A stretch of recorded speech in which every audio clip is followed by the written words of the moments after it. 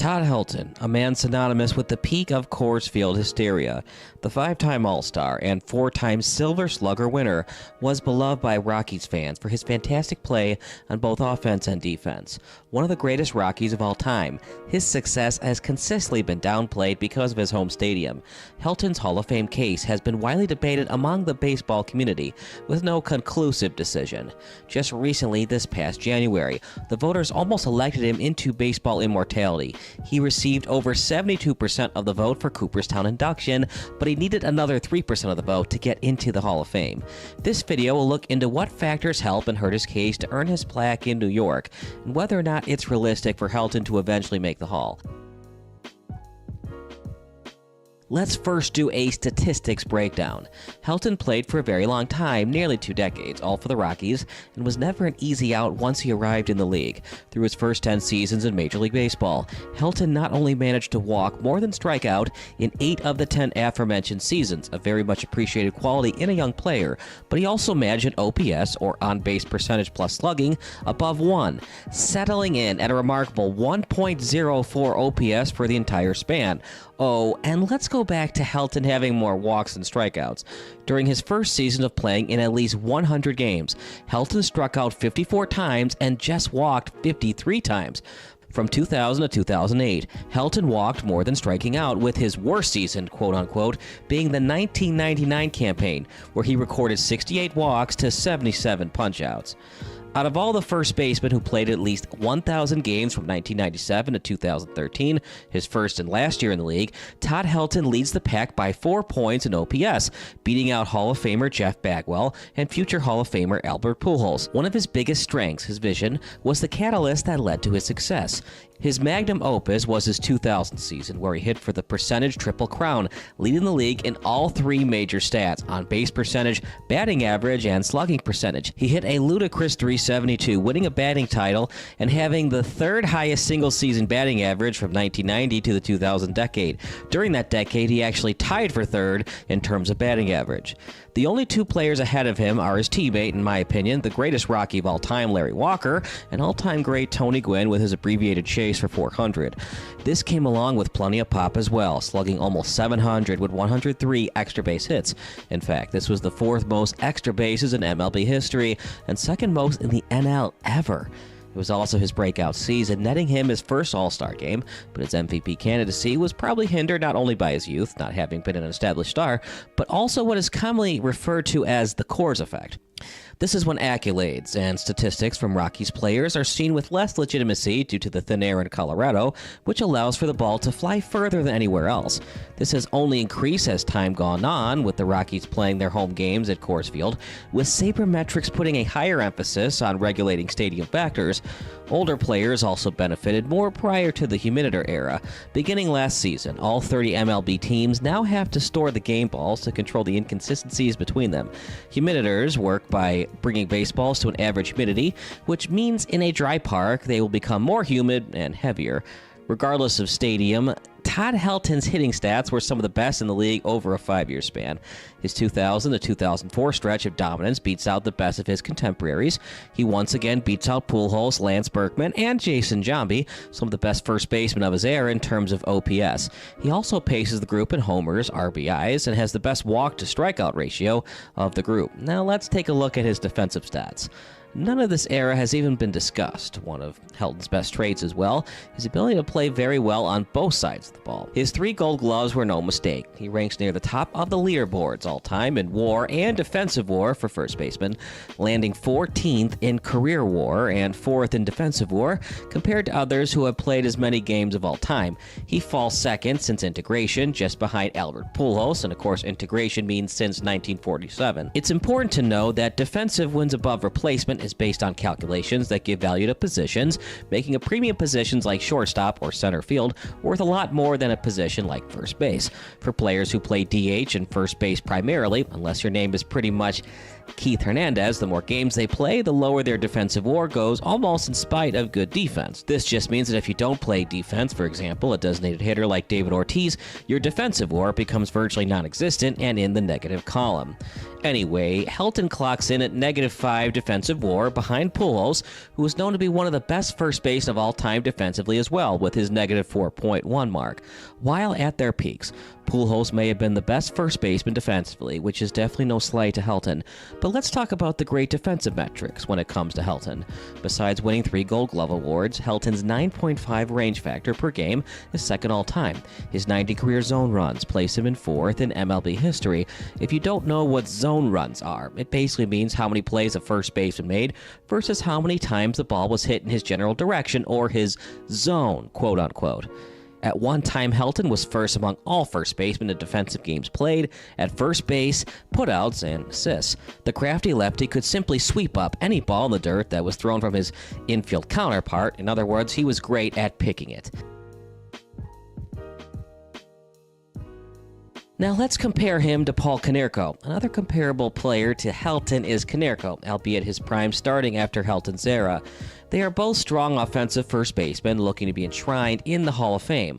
While Konerko and Helton may be similar in circumstance, they have significantly different cases. An easy way to check whether a player is on a Hall of Fame trajectory is to look at career WAR. While it's not a strict guideline, Hall of Fame-bound player, regardless of position, typically hovers in the 50 to 60 range. Helton easily meets this criteria with a very impressive 61.8 WAR throughout his career, while Konerko falls well short at only 28.1. Konerko may have been a cornerstone to a World Series winning team in 2005 and the bigger name with more homers, but other than that, he simply doesn't compare statistically to the Todd father. He crushes Konerko in all rare stats with over 100 points on OPS, more than Konerko, and still beats him handily when field adjusted, with a 133 OPS plus compared to only 112 for Paulie. Also, as shown before, he is one of the best defensive first basemen, while advanced statistics paint Konerko in a much different light. Konerko finished his career with a -17.5 defensive wins above replacement, not even in the same area code as Helton. Konerko will almost certainly miss the Hall of Fame because of those reasons, while Helton should be included because of them. If you're wondering, Helton hit 369 career home runs. Konerko, or Paulie as White Sox fans remember him, has a much more impressive 439 lifetime dingers. Konerko is a lifetime 279 hitter, whereas Helton finished with a very impressive 316 final clip. As you might expect, Helton's slugging percentage is much better than Konerko, 539 to 486. Now, let's do his comparison to Larry Walker. Helton's true contemporary to Hall of Fame contention is probably Larry Walker, his teammate who made the Hall of Fame recently. Overall, Walker is probably the better player according to the stats, but he also had outside factors help make him into the Hall of Fame. Walker played a more important position, did not play his entire career during the steroid era, which of course is about 1997 to 2007, and played some of his prime outside of Colorado. Not playing in the steroid era might have helped Walker's Hall of Fame case, as he put up dominant offensive numbers before the peak of the steroid era, for example 1997 to 2007. Walker also slightly outclasses Helton with awards, claiming an MVP in '97 and 4 more Gold Gloves than Helton in his career at a more difficult position as well. Plus stats, or adjusted stats, also help Walker more than Helton due to his time outside of Coors. Even at the age of 38, Walker hit .289 for a 2005 St. Louis Cardinals team that won 100 games. Walker began his career with the Expos, and while not quite the same hitter in Canada as in Coors, he finished within the top 5 in MVP during the 1992 season. As an Expo during the beginning of his career, Walker's 1994 Expos might have won the World Series if not for the owners ending the season with a strike. Regardless, Walker hit .322 for the Expos that year. Helton never spent any time away from the Denver franchise, although the Red Sox almost traded for him prior to the 2007 season.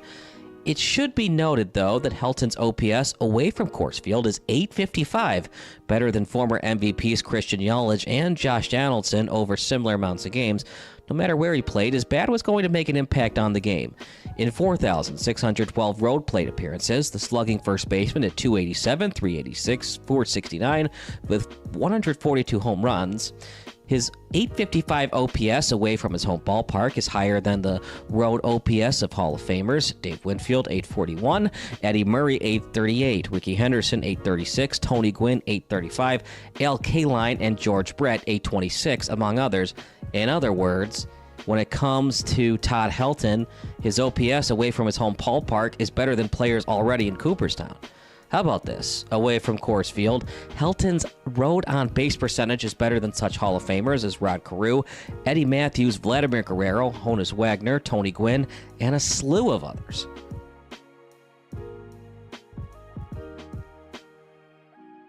How about his postseason stats of comparison to other teams? Todd Helton's Rockies were basically pitiful during his career. They only made the postseason twice, with their magical run to the World Series in 2007 being something we'll most likely never see again, hence why it's called Rocktober and their amazing winning streak. If Helton had put up fantastic playoff numbers, it definitely would help his Hall of Fame case. Still, Mike Trout is most likely a Hall of Famer with terrible all-time postseason numbers and a very limited sample size.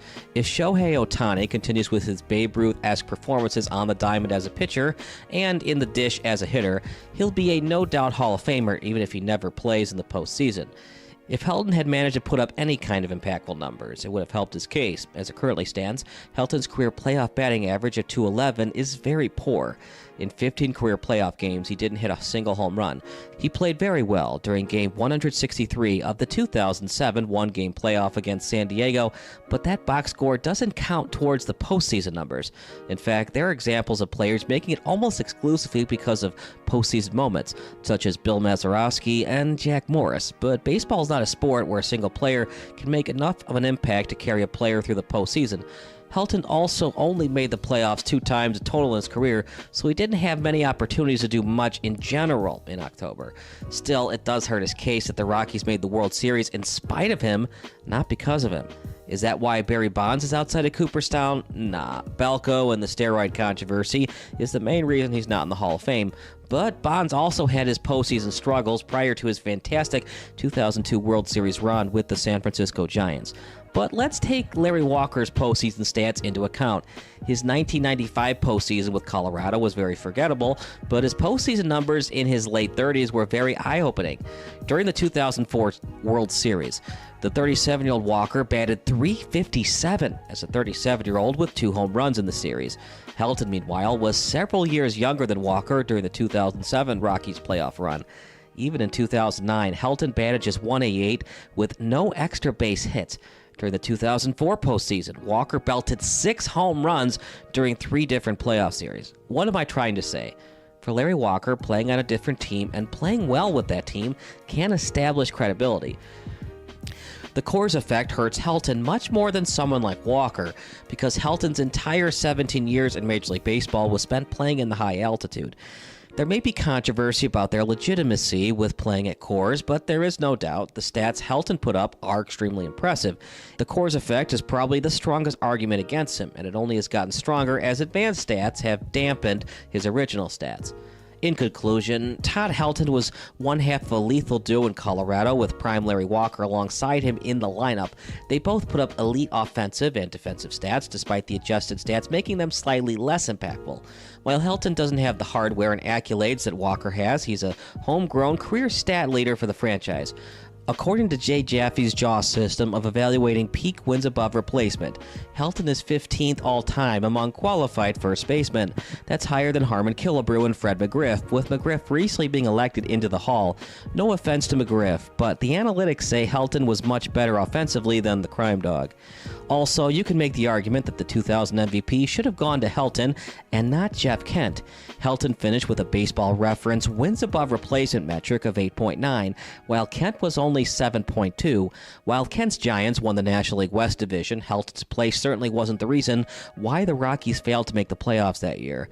Helton batted .353 away from Coors Field that season, and the 4-time Silver Slugger led the league in both slugging percentage and batting average. Did not winning the 2000 MVP award hurt his chances at being in Cooperstown? Nah, but an MVP certainly would have made his resume seem more intriguing to the voters. Quite frankly, Helton was arguably the best first baseman of his era. That includes Albert Pujols.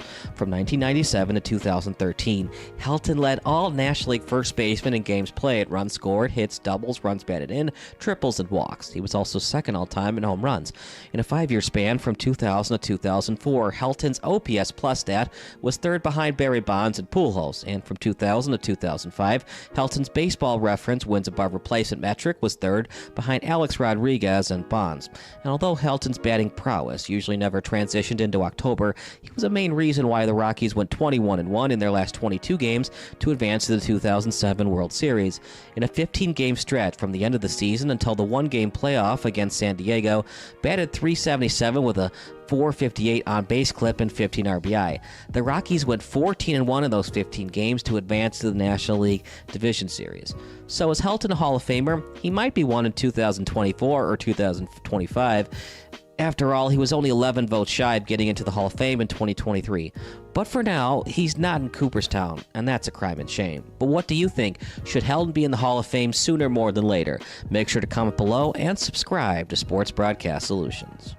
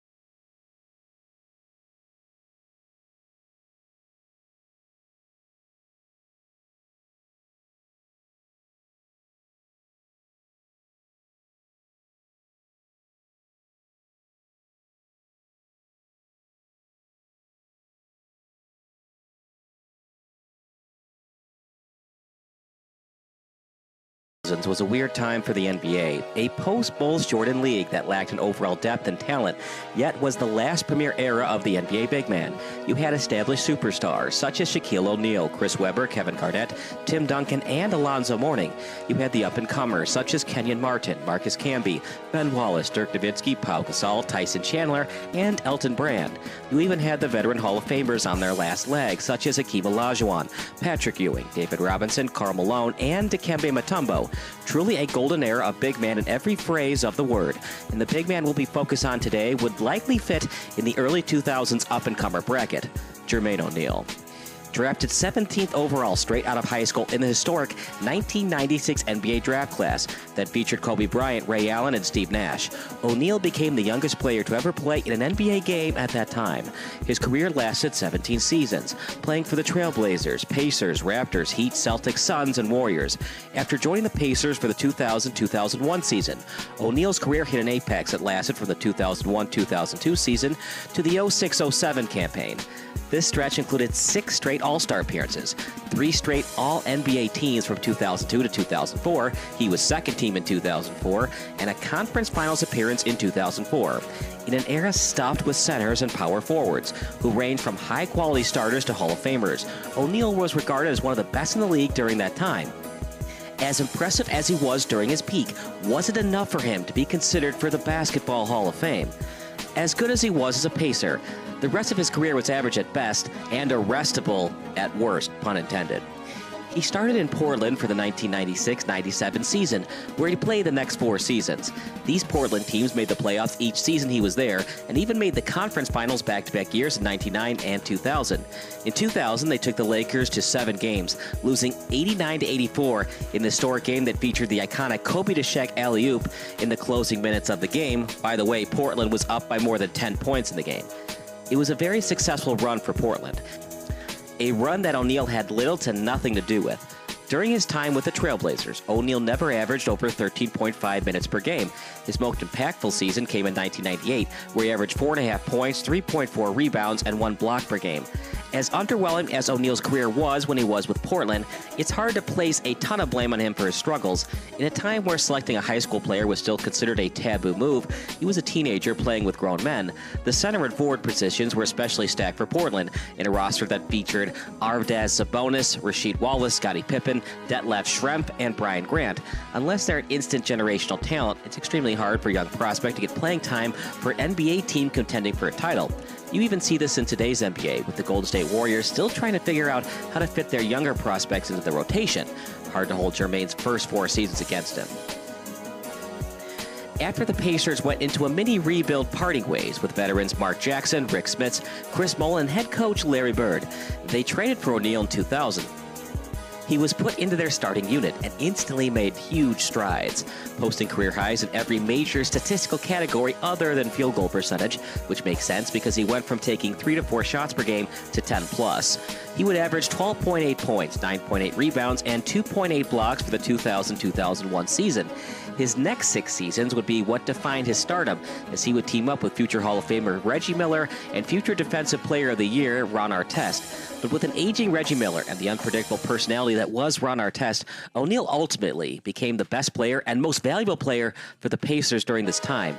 He averaged 20.4 points, 9.9 rebounds, 2.1 assists, and 2.4 blocks per game, shooting 45.9% from the field between 2001 to 2007. He also had 39.3 win shares, 25.7 defensive, 13.6 offensive, a plus-minus of 1.7, 1.0 defensive, and 0.8 offensive, and a player efficiency rating of 20.3 in those seasons. To put these stats in context, one player who puts up similar numbers to O'Neal in today's game is Domantas Sabonis. While a much better passer than O'Neal ever was, and not quite the defender, Sabonis has 43.5 win shares, 25.8 offensive and 17.7 defensive, a plus-minus of 2.3, 1.3 offensive and 0.9 defensive, and a player efficiency rating of 19.3. Sabonis just recently finished his 7th season. O'Neal's success on the court translated to the success of the team. The Pacers would win 312 games to 262 games lost and make the playoffs 5 out of 6 possible seasons from 2001 to 2002 to 2006 and 07. His play would get him into 6 straight All-Star games, the 2001 to 2002 Most Improved Player Award, and 3 All-NBA teams. His best season was in 2003 to 2004, where he averaged 20 points, 10 rebounds, and 2.6 blocks. He started 78 games that season, made second-team All-NBA, and finished 3rd in MVP voting. The Pacers would go 61-21 that year and make it to the conference finals, where they lost in 6 games to the 2004 NBA champion Detroit Pistons. By 2004, O'Neal was certainly in the conversation with best big men in the league. At that time, that conversation included players like Shaquille O'Neal, Kevin Garnett, Tim Duncan, and Dirk Nowitzki, 4 players with Hall of Fame resumes, if they're not in already. But it would be the 2004-05 season that would define O'Neal's career, and not in the way anyone would have hoped. The Pacers started off the season hot with a 7-2 start, which would have projected them to finish the season 64-18, 3 wins better than the last season of 61-21. Then, in a game against the Pistons on November 19, 2004, it all came to a crashing halt. The Pacers had a commanding 97-82 lead over their division rival in the closing minute of the road game in Detroit. After a hard foul at the rim on Ben Wallace by Ron Artest, an enraged Wallace came after Artest. Wallace had to be held back by teammates and security for multiple minutes, while Artest was moved by the scoring table, where he started to lay down. As Artest laid down on the scoring table, a fan threw a drink at him, which instigated a brawl that caused Artest and teammate Steven Jackson to run into the stands and throw punches at the fan. This incident was ultimately dubbed Malice at the Palace, a notorious brawl that transcended basketball and changed the landscape of the NBA forever. As some fans eventually started to run onto the court, O'Neal punched a man in the jaw who was running at him. He was subsequently charged with assault and battery for his role in the incident and was sentenced to a year of community service. He was initially suspended 25 games for the incident, but an appeal knocked that down to 15 games. Though O'Neal had a limited/non-instigatory role in the Malice at the Palace, it certainly left a black eye on his legacy as an NBA player, not something that bodes well for a Hall of Fame case. Once O'Neal got back from a suspension in December of 2004, he was never really the same player. On top of the suspension, he had to miss multiple games during that season with a lingering shoulder injury. He finished that season with 44 games played, and the Pacers finished with a 44-38 record. After beating the Celtics in the first round, they were ironically bounced in the semifinals by the Pistons. While O'Neal was able to make the All-Star team for 3 straight seasons following the Males at the Palace, his play and ability to stay on the floor started to seriously decline.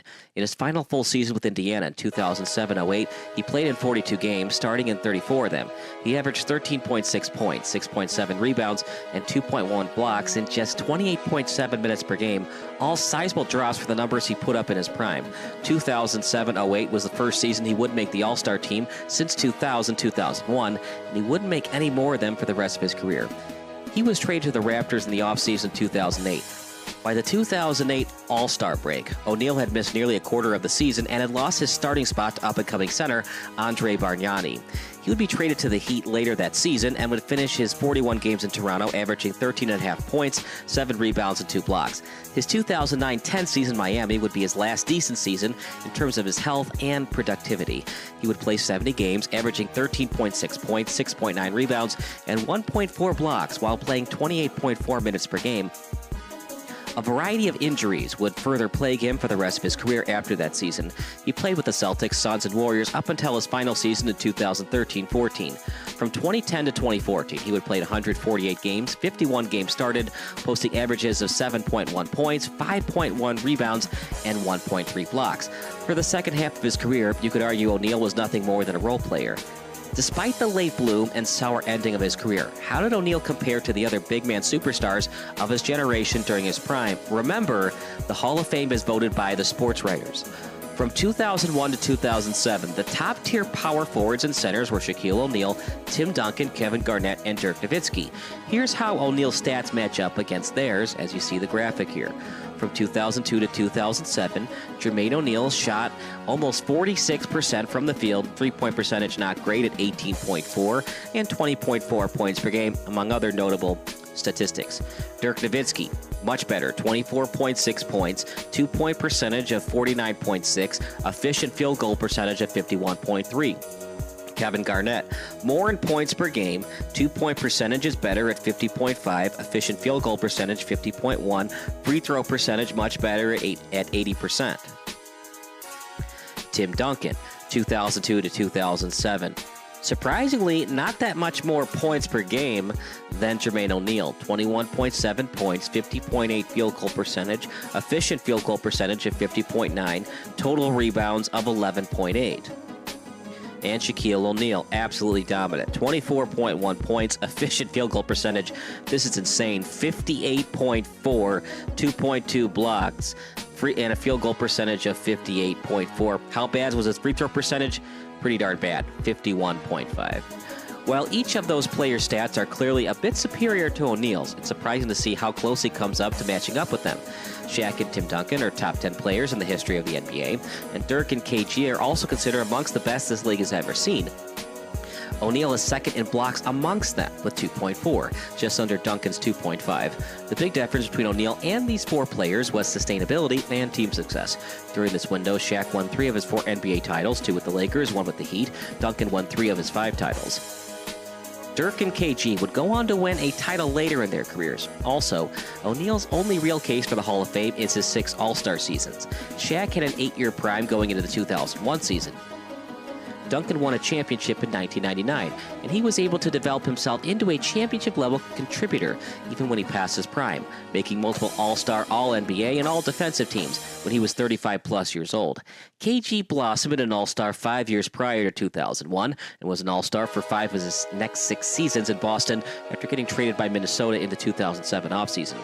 Dirk was just entering his prime around the same time O'Neal was and was able to extend it nearly another decade. To be fair, those 4 are some of the greatest to ever play the game.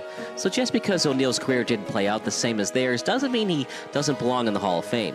Some of the center/power forward Tier 2 and Tier 3 stars during that time were Ben Wallace, Chris Webber, and Elton Brand. Here's how O'Neal's numbers measure against them. Jermaine O'Neal, once again, 20.4 points per game, efficient field percentage. This is where it kind of hurts him. It's only at 46%, so he wasn't that efficient of a player.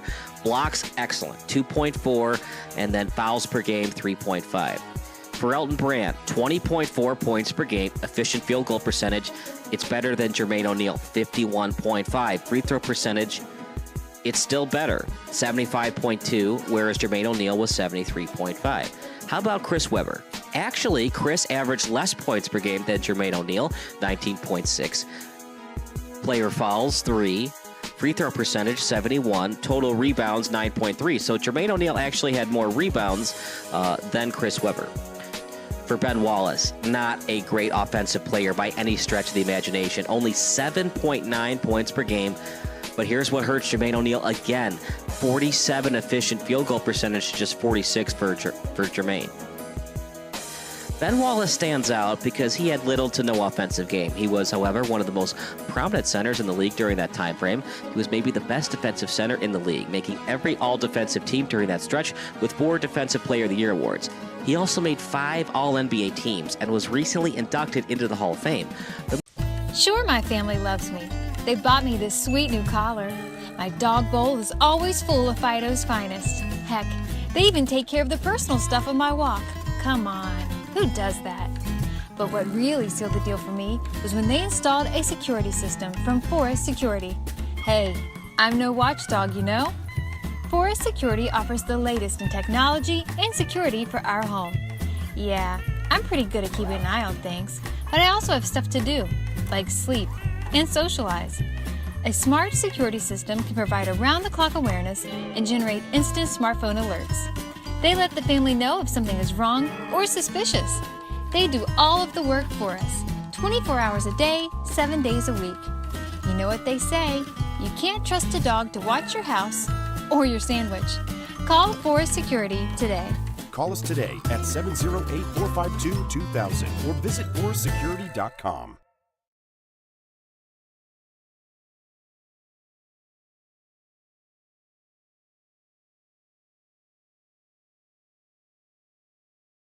Ever since I was a little kid, I've been interested in the ideas of justice and fairness and equality.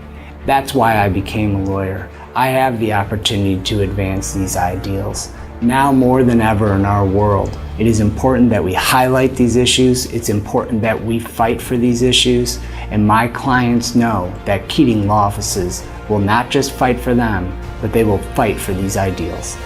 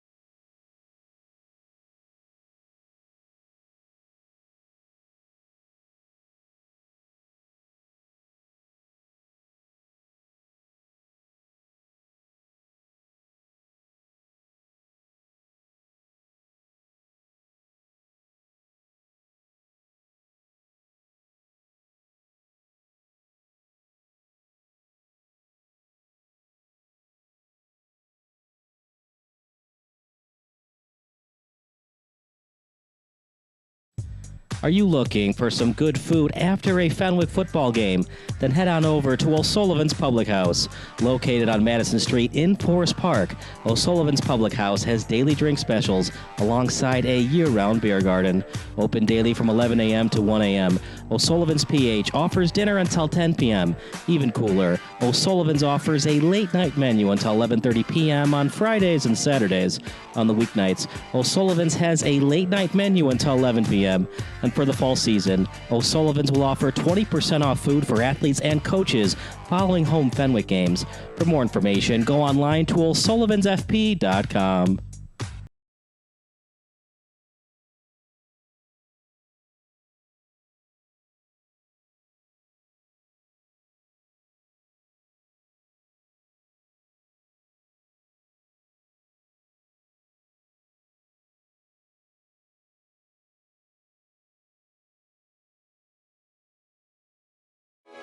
Sports Broadcast Solutions is a broadcasting network for everyone. SBS offers live telecasts on Channel 59.3, YouTube, or Twitch. We include pre- and post-game interviews with the players. You know, I started in the locker room. All the boys were getting going before the game and stuff, and we kind of found a little click at the beginning of the game, so I think that's what got us going. We also include digital live statistics, play-by-play commentary, team highlight reels, and even more than that. Go online to sportsbroadcastsolutions.com or search Sports Broadcast Solutions on YouTube. SBS, a broadcasting network for everyone. Sports Broadcast Solutions is a broadcasting network for everyone. At SBS, we offer a professional broadcasting experience for the non-professional athlete. Just like the pros, we offer everything for you. Play-by-play commentary. A no-hitter at Kane County Stadium. 15 strikeouts, 1 walk, 1 error, and that's it. Color commentary, highlight reels, recruiting videos, and much, much more. Unlike our competitors, we zoom in on the action and always have a live scoreboard with a live time code. If you're ready to have your next sporting event feel like CBS Sports, then make sure to call Sports Broadcast Solutions today. Our phone number is 330-957-7653, or you can go online to sportsbroadcastsolutions.com. SBS, a broadcasting network for everyone. Missing your child's sporting event just plain stinks. But you don't have to worry about that anymore, thanks to Sports Broadcast Solutions. SBS is a live broadcasting network, as well as covering your on-demand needs, recruiting videos, highlight reels, and much, much more. We can broadcast live to any website, and we also post as much on-demand content as you need. For more information about SBS, check out our website at sportsbroadcastsolutions.com. Sports Broadcast Solutions, a broadcasting network for everyone. Sports Broadcast Solutions is a broadcasting network for everyone. Let SBS broadcast your sporting event. We have experience and can generate excitement and permanent digital memories for your team. Tonight. That time, finally a goal for the Stampede! We have professional videographers using high-definition modern-day cameras, color analysts, and play-by-play announcers with state-of-the-art, classy graphical scoreboards to keep you updated. Plus, we have commercials to advertise your team, club, or sponsor, and us. Plus, we do pregame and postgame interviews. Hi, everybody, and welcome to the postgame show brought to you by Marion Central Catholic. My name's Kyle Smith. Well, my name doesn't matter. These young ladies matter. It's senior night as the Hurricanes win a battle down the stretch, 48-46. Hi, I'm Carrie Kramer. I swim 50 breast, 50 free, and 100 back. Whatever your sports broadcast needs, we are at sportsbroadcastsolutions.com. Check us out and become part of the digital sporting world. Sports Broadcast Solutions is a broadcasting network for everyone. Instead of spending hundreds or thousands with all these college recruiting sites, let us put together your college highlight reel. For just a fraction of your potential college scholarship and significantly less than these recruiting services, we got this. In addition, we put together highlight reels for teams, including high school, your club team, or travel team. My teammate gave me a great pass, and I just took it. The other team slashed me, took the opportunity, saw where the goalie was weak, and I just shot it there. Solon, O'Connor, and Marsh back on defense, and Marsh gets a blowout. We got a breakaway at 2-0. A shot, and a goal! So 3-3. The power play was officially over. Whatever your sports broadcast needs, check us out at sportsbroadcastsolutions.com. Check us out and become part of the digital world. Sports Broadcast Solutions is a broadcasting network for everyone. For those of you who would like to broadcast or live stream your event, or maybe make a highlight tape but would like a sponsor to fund the event, SBS has a myriad of ways to advertise your sponsor during our broadcasts. We have commercials. We have on-air reads by the announcers. Albatross Physical Therapy and Wellness specializes in pain-free. We have graphics, and we have watermarks. Finally, Sports Broadcast Solutions can create a commercial for you or your sponsor. Whatever your sports broadcast needs, we are at sportsbroadcastsolutions.com. Check us out and become part of the digital sporting world. Sports Broadcast Solutions is a broadcasting network for everyone. For those of you that just want raw footage of your sporting event, but no play-by-play or color commentary, you just need us to live stream video from the event over the internet. We will live stream your event on YouTube on our Sports Broadcast Solutions channel. In addition, we also have a dedicated channel on YouTube for live streaming at SBS Livestream. And if you need multiple channels, we can utilize Facebook Livestream and Instagram Live on our channel as well. Options include commercials from your sponsors, professional scoreboard graphics are still available, and of course, yes, pre- and post-game interviews are available as an option if you want. We've been working really hard this whole summer and stuff. Whatever your sports broadcast needs, we are at sportsbroadcastsolutions.com. Check us out and become part of the digital sporting world. Sports Broadcast Solutions is a broadcasting network for everyone. We broadcast sporting events for people of all ages, including adult leagues, high school leagues, and kids. Complete with professional-looking graphics, broadcasters, color analysis, and commercials. We do pre- and post-game interviews with the players. In addition, Sports Broadcast Solutions does highlight films, including college recruiting reels, highlight films you'd see on sports news programs, and just simply highlight films for fun. Sports Broadcast Solutions also provides raw footage and live streams if you'd like. Subscribe to us and listen to our professional talk videos about relevant topics in the pro and college ranks. Whatever your sports broadcast needs, contact us at sportsbroadcastsolutions.com and become part of the digital world. This is Sports Broadcast Solutions, a broadcasting network for everyone. Check us out at sportsbroadcastsolutions.com and become part of the digital sporting world.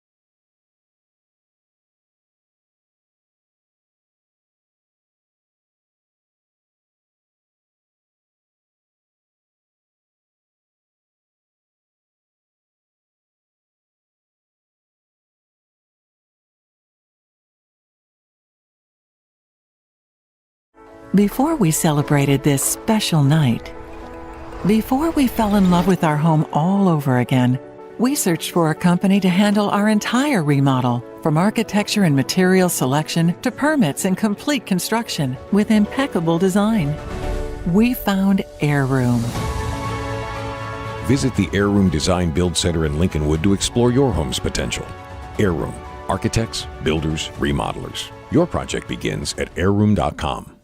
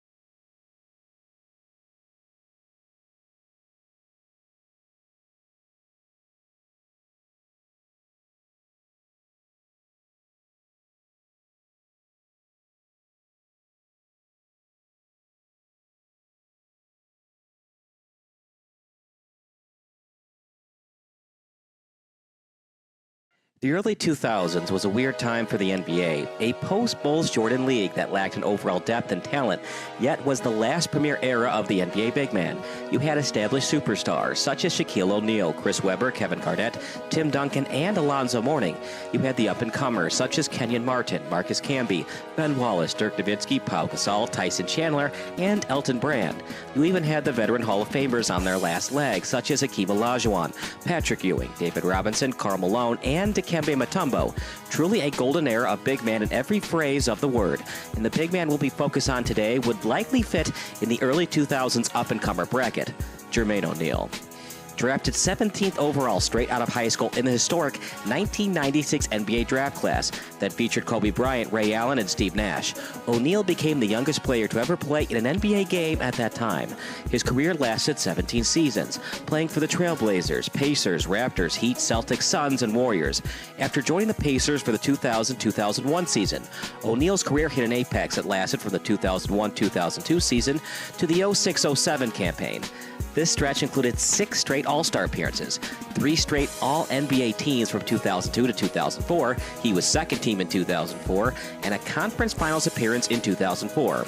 In an era stuffed with centers and power forwards, who ranged from high-quality starters to Hall of Famers, O'Neal was regarded as one of the best in the league during that time. As impressive as he was during his peak, was it enough for him to be considered for the Basketball Hall of Fame? As good as he was as a Pacer, the rest of his career was average at best and arrestable at worst, pun intended. He started in Portland for the 1996-97 season, where he played the next 4 seasons. These Portland teams made the playoffs each season he was there, and even made the conference finals back-to-back years in 99 and 2000. In 2000, they took the Lakers to 7 games, losing 89-84 in the historic game that featured the iconic Kobe to Shaq alley-oop in the closing minutes of the game. By the way, Portland was up by more than 10 points in the game. It was a very successful run for Portland, a run that O'Neal had little to nothing to do with. During his time with the Trailblazers, O'Neal never averaged over 13.5 minutes per game. His most impactful season came in 1998, where he averaged 4.5 points, 3.4 rebounds, and 1 block per game. As underwhelming as O'Neal's career was when he was with Portland, it's hard to place a ton of blame on him for his struggles. In a time where selecting a high school player was still considered a taboo move, he was a teenager playing with grown men. The center and forward positions were especially stacked for Portland, in a roster that featured Arvydas Sabonis, Rasheed Wallace, Scottie Pippen, Detlef Schrempf, and Brian Grant. Unless they're an instant generational talent, it's extremely hard for a young prospect to get playing time for an NBA team contending for a title. You even see this in today's NBA, with the Golden State Warriors still trying to figure out how to fit their younger prospects into the rotation. Hard to hold Jermaine's first 4 seasons against him. After the Pacers went into a mini rebuild parting ways with veterans Mark Jackson, Rick Smits, Chris Mullin, and head coach Larry Bird, they traded for O'Neal in 2000. He was put into their starting unit and instantly made huge strides, posting career highs in every major statistical category other than field goal percentage, which makes sense because he went from taking 3 to 4 shots per game to 10 plus. He would average 12.8 points, 9.8 rebounds, and 2.8 blocks for the 2000-2001 season. His next 6 seasons would be what defined his stardom, as he would team up with future Hall of Famer Reggie Miller and future Defensive Player of the Year Ron Artest. But with an aging Reggie Miller and the unpredictable personality that was Ron Artest, O'Neal ultimately became the best player and most valuable player for the Pacers during this time. He averaged 20.4 points, 9.9 rebounds, 2.1 assists, and 2.4 blocks per game, shooting 45.9% from the field between 2001 to 2007. He also had 39.3 win shares, 25.7 defensive, 13.6 offensive, a plus-minus of 1.7, 1.0 defensive, and 0.8 offensive, and a player efficiency rating of 20.3 in those seasons.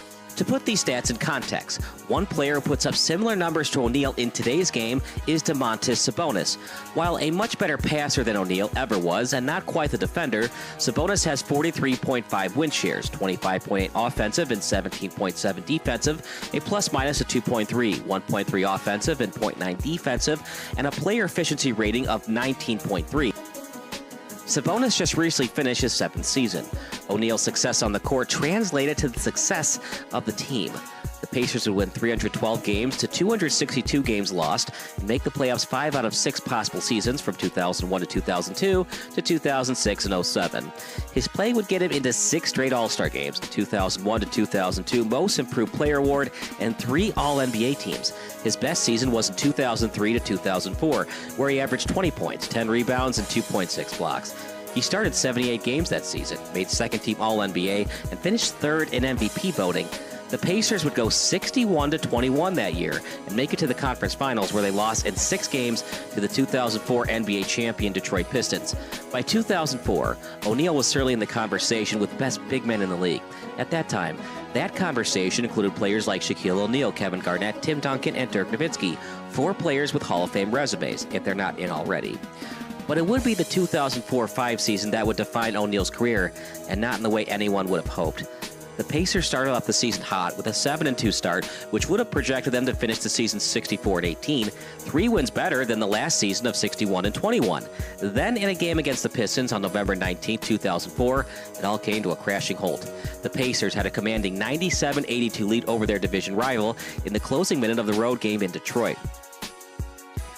After a hard foul at the rim on Ben Wallace by Ron Artest, an enraged Wallace came after Artest. Wallace had to be held back by teammates and security for multiple minutes, while Artest was moved by the scoring table, where he started to lay down.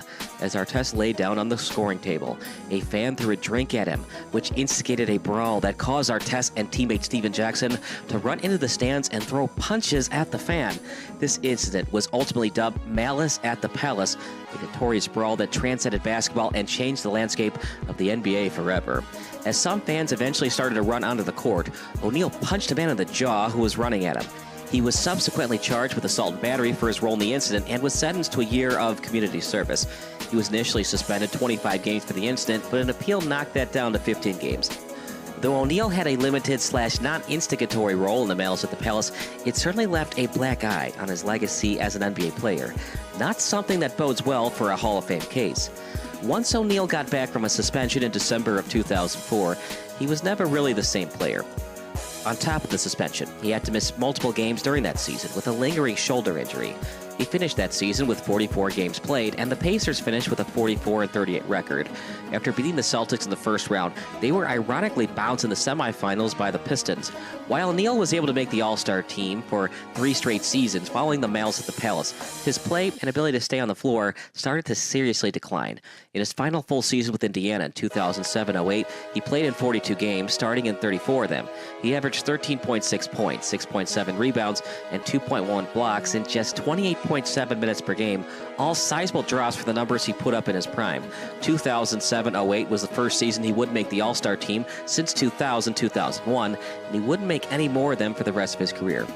He was traded to the Raptors in the offseason 2008. By the 2008 All-Star break, O'Neal had missed nearly a quarter of the season and had lost his starting spot to up-and-coming center Andre Bargnani. He would be traded to the Heat later that season and would finish his 41 games in Toronto, averaging 13.5 points, 7 rebounds, and 2 blocks. His 2009-10 season in Miami would be his last decent season in terms of his health and productivity. He would play 70 games, averaging 13.6 points, 6.9 rebounds, and 1.4 blocks while playing 28.4 minutes per game. A variety of injuries would further plague him for the rest of his career after that season. He played with the Celtics, Suns, and Warriors up until his final season in 2013-14. From 2010 to 2014, he would play 148 games, 51 games started, posting averages of 7.1 points, 5.1 rebounds, and 1.3 blocks. For the second half of his career, you could argue O'Neal was nothing more than a role player. Despite the late bloom and sour ending of his career, how did O'Neal compare to the other big man superstars of his generation during his prime? Remember, the Hall of Fame is voted by the sports writers. From 2001 to 2007, the top-tier power forwards and centers were Shaquille O'Neal, Tim Duncan, Kevin Garnett, and Dirk Nowitzki. Here's how O'Neal's stats match up against theirs, as you see the graphic here. From 2002 to 2007, Jermaine O'Neal shot almost 46% from the field, three-point percentage not great at 18.4, and 20.4 points per game, among other notable statistics. Dirk Nowitzki, much better, 24.6 points, 2-point percentage of 49.6, efficient field goal percentage of 51.3. Kevin Garnett, more in points per game, 2-point percentage is better at 50.5, efficient field goal percentage 50.1, free throw percentage much better at 80%. Tim Duncan, 2002 to 2007. Surprisingly, not that much more points per game than Jermaine O'Neal. 21.7 points, 50.8 field goal percentage, efficient field goal percentage of 50.9, total rebounds of 11.8. And Shaquille O'Neal, absolutely dominant. 24.1 points, efficient field goal percentage. This is insane. 58.4, 2.2 blocks, and a field goal percentage of 58.4. How bad was his free throw percentage? Pretty darn bad, 51.5. While each of those player stats are clearly a bit superior to O'Neal's, it's surprising to see how close he comes up to matching up with them. Shaq and Tim Duncan are top 10 players in the history of the NBA, and Dirk and KG are also considered amongst the best this league has ever seen. O'Neal is second in blocks amongst them with 2.4, just under Duncan's 2.5. The big difference between O'Neal and these four players was sustainability and team success. During this window, Shaq won 3 of his 4 NBA titles, 2 with the Lakers, 1 with the Heat. Duncan won 3 of his 5 titles. Dirk and KG would go on to win a title later in their careers. Also, O'Neal's only real case for the Hall of Fame is his 6 All-Star seasons. Shaq had an 8-year prime going into the 2001 season. Duncan won a championship in 1999, and he was able to develop himself into a championship-level contributor even when he passed his prime, making multiple All-Star, All-NBA, and All-Defensive teams when he was 35-plus years old. KG blossomed an All-Star 5 years prior to 2001 and was an All-Star for 5 of his next 6 seasons in Boston after getting traded by Minnesota in the 2007 offseason. Dirk was just entering his prime around the same time O'Neal was and was able to extend it nearly another decade. To be fair, those 4 are some of the greatest to ever play the game. So just because O'Neal's career didn't play out the same as theirs doesn't mean he doesn't belong in the Hall of Fame. Some of the center/power forward Tier 2 and Tier 3 stars during that time were Ben Wallace, Chris Webber, and Elton Brand. Here's how O'Neal's numbers measure against them. Jermaine O'Neal, once again, 20.4 points per game, efficient field percentage. This is where it kind of hurts him. It's only at 46%, so he wasn't that efficient of a player. Blocks, excellent, 2.4, and then fouls per game, 3.5. For Elton Brand, 20.4 points per game, efficient field goal percentage. It's better than Jermaine O'Neal, 51.5. Free throw percentage, it's still better, 75.2, whereas Jermaine O'Neal was 73.5. How about Chris Webber? Actually, Chris averaged less points per game than Jermaine O'Neal, 19.6. Player fouls, 3. Free throw percentage, 71. Total rebounds, 9.3. So Jermaine O'Neal actually had more rebounds than Chris Webber. For Ben Wallace, not a great offensive player by any stretch of the imagination. Only 7.9 points per game. But here's what hurts Jermaine O'Neal again. 47 efficient field goal percentage, just 46 for Jermaine. Ben Wallace stands out because he had little to no offensive game. He was, however, one of the most prominent centers in the league during that time frame. He was maybe the best defensive center in the league, making every all-defensive team during that stretch with 4 Defensive Player of the Year awards. He also made 5 All-NBA teams and was recently inducted into the Hall of Fame. The more apt comparisons to O'Neal would be Chris Webber and Elton Brand. All 3 have similar stats during this time. 2010 players who thrived in the post, pick and roll and mid-range. Webber, who's now a Hall of Famer, had the better career of the 3. Like O'Neal, he struggled to find his place early in his career, bouncing from the Warriors to the Bullets/Wizards before ultimately landing with the Kings. But despite this situation, Webber still managed to put up all-star level numbers. From 1993 to 2001, he averaged 21.8 points, 10.2 rebounds, 4.3 assists, 1.8 blocks, and 1.5 steals, shooting 50% from the field. He was also a couple questionable calls away from making the finals. Elton Brand, who's not in the Hall of Fame, has the most similar career arc to O'Neal. He basically had an 8-year apex from his rookie year in 1999 to 2000 to 2006 to 07. A couple games into the 2007-8 season, he tore his Achilles and was never quite the same player after that. He was an effective role player for the next 5 to 6 seasons, but not the star that he once was. He was in essence the same dilemma as O'Neal when it comes to making a Hall of Fame case. Was he dominant for a long enough time to justify him being inducted? After breaking his career down in full, it's time to answer the big question. Does Jermaine O'Neal belong in the Basketball Hall of Fame? To answer a question with a question, would the Basketball Hall of Fame's legitimacy be in question if Jermaine O'Neal was inducted into it? The answer is no. O'Neal had a fine career, a good career, better than most NBA players and even most athletes can say that they had. At his absolute peak, you could have made the case that he was one of the best 10 to 15 players in the world, but as good as his peak was, it lasted between 3 to 6 seasons, probably closer to 3. The rest of his career was at best a high-end role player and at worst an injury-prone scrub. The malice at the Palace definitely put a permanent stain on an overall good NBA career because, once again, it's voted by the sports writers, and when you have negative publicity around you, that can follow you when it comes to Hall of Fame voting. But let's be honest, it's not like it's the only thing keeping him from being a Hall of Famer. Derrick Rose had an incredible peak of his career. He was an MVP who took his team to the conference finals. Do his 3 All-Star seasons put him in the Hall of Fame? Penny Hardaway made 3 All-NBA teams and was the second best player on a team that made the NBA Finals. Does he deserve to be in the Hall of Fame? Not to rag on O'Neal, Hardaway, and Rose's careers, they were all good players who had some great seasons that deserve to be remembered. But when you think of... He waved.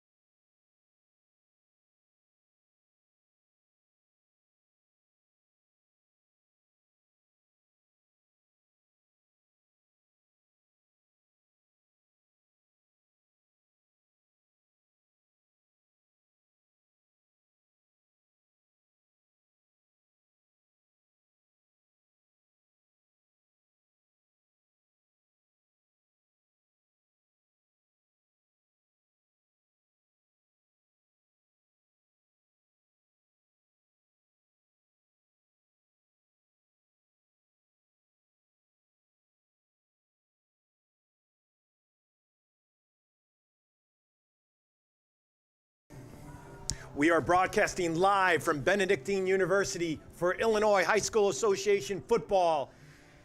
Rick Guerin, my broadcast partner, and we have a special matinee version of the 3-3 Benet Academy Red Wings taking on the 2-4 St. Patrick Shamrocks. And Rick Guerin, Benet Academy is fighting for their playoff lives. We need this win today. What do you got to say? Well, Mark, first of all, great to have football on a Saturday at 1 o'clock, right? Very, very exciting. Beautiful day here in Lisle, Illinois. A little breezy, but it's great to be out here. This game couldn't be bigger for Benet. You know, you always say every game is big and you take one game at a time. Benet needs to win 2 of the next 3 to be playoff eligible. It starts today, the season. This is the last 3 games, and I think they're going to do it. I think they had a good week of practice. We've had a lot of injuries. A lot of really, really great players out for the Red Wings, but the guys who are here have to step up, and it starts with the Shamrocks of St. Pat. Let's go. You mentioned brisk. It is brisk out here. Beautiful day, sunny day. It's got a nice breeze, and I do think it's going to be a factor. It's not like the weather we've had previously here. Well, I know we had talked about doing some kind of Hawaiian theme today with shirts off, but I'm glad we scrapped that and went with Benet garb. Emmy Arteaga kicking off for the Shamrocks, and that's going to go out of the end zone for a touchback, and Benet will take over at their own 20. You mentioned injuries. Declan Walsh, Pat Patello, Vince Lavaca, all out this week. Colin McAndrew as well. So, yeah, Bennett's definitely been hit. Every team at this point has injuries to deal with, right? But Benet seems to have really had quite a few at key positions. But, like we said, there's kids behind them that have to step up and play their game. And they know if they want to keep going into the postseason, it starts right here. And I love the pink shirts they have on under their jerseys today for, I used to call it Breast Awareness Month, but that's not it. It's Cancer Awareness Month. Cancer awareness. Kubacki looks directly to his right, now swings it out to this near side, and it's completed, and a nice pickup of about 7 or 8 yards.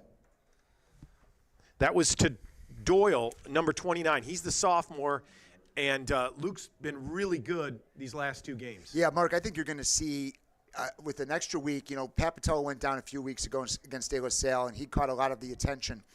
But some of these younger guys now are going to step up, and they've had a couple weeks of practice to try to get their timing down. So expect them to be more involved in the offense, and you're seeing it here again. Now, the jet sweep, that was to Rosanova to the far side of the field. He picked up maybe a yard or two, but there's a flag on that far sideline, Rick. I don't know what it's for, possibly Actually, a hold. Oh, you're right. Jeez, there we go. It starts already. 10 years in, and I can't see a thing. Special thing to note here. This is our 10th and final year as a broadcast team. And barring a playoff run, this could be our last broadcast. Very well could be. Together. Very well could be. Unless, of course, we're brought back on a reunion tour. I would hope so. Some type of all-star team. Who knows? I would hope so. Basketball season's right around the corner. So it was a hold on the Red Wings. That's going to back it up. So now it's going to be 2nd and 11, unfortunately, Rick. Luke Wild in the slot there on that far side of the field. That's going to be a handoff to Kane. He's going to kick over there, and he's slammed out of bounds. But he picked up about 4 or 5 yards, Rick. It's a nice run to get to the outside. I think that's going to be open today, Mark. I think they're going to mix up the offense enough that you're going to see some of those plays for some big gains. 3rd and 8. I may have been a little bit generous with my 4-yard pickup. You know what? I think he must have stepped out of bounds because I thought he was a couple yards forward as well. But this is a big play early for the Red Wing offense. Trips receivers to this near side. Kubacki drops straight back. Now he's got to scramble to his right. He's at the 15, the 20, the 25. Does a little move there, and he's got a first down, Rick. Well, that's where Ryan is at his most dangerous. When he's out of the pocket, looking downfield, directing guys where to block. A little pump fake in there, but he stayed in bounds. He could have gone out of bounds there and avoided a hit, but he knew where that first down marker was. Great run, and this is what the Red Wing offense needs. They cannot be 3 and out like they had the last couple of weeks. They need a long, sustained, hopefully a score on the first drive. 1st and 10 from the 36. Kubacki standing back at his own 30. Here's Kane in motion now. Now he's just to the left of Kubacki. And Kubacki rolls to his left, now unleashes it. And the incomplete pass there, I think it was a little bit low, but I think that's a tough pass. When you're rolling to your left there like that, that's a tough, you got to throw it across your body. I'm not sure if he's a nephew of yours or not, but that was a very catchable ball. And that's a ball you have to catch in a game like this, Mark. So he turned his head a little bit before he actually secured the ball, and I think that's all it was. 2nd and 10 for the Red Wings. 9:45 left to go in this first quarter. Kubacki, another pass, swings it out. That's a completion. Looks like Luke Weil. Mark, that's a beautifully designed play. If you watch, the linemen let them come in on this screenplay, and then they were at the second level, already blocking the linebackers. Yeah, we saw some nice blocking downfield that's been lacking in some of our prior games. So I'd like to see that stock blocking downfield. It's going to bring up a 3rd and short, Rick.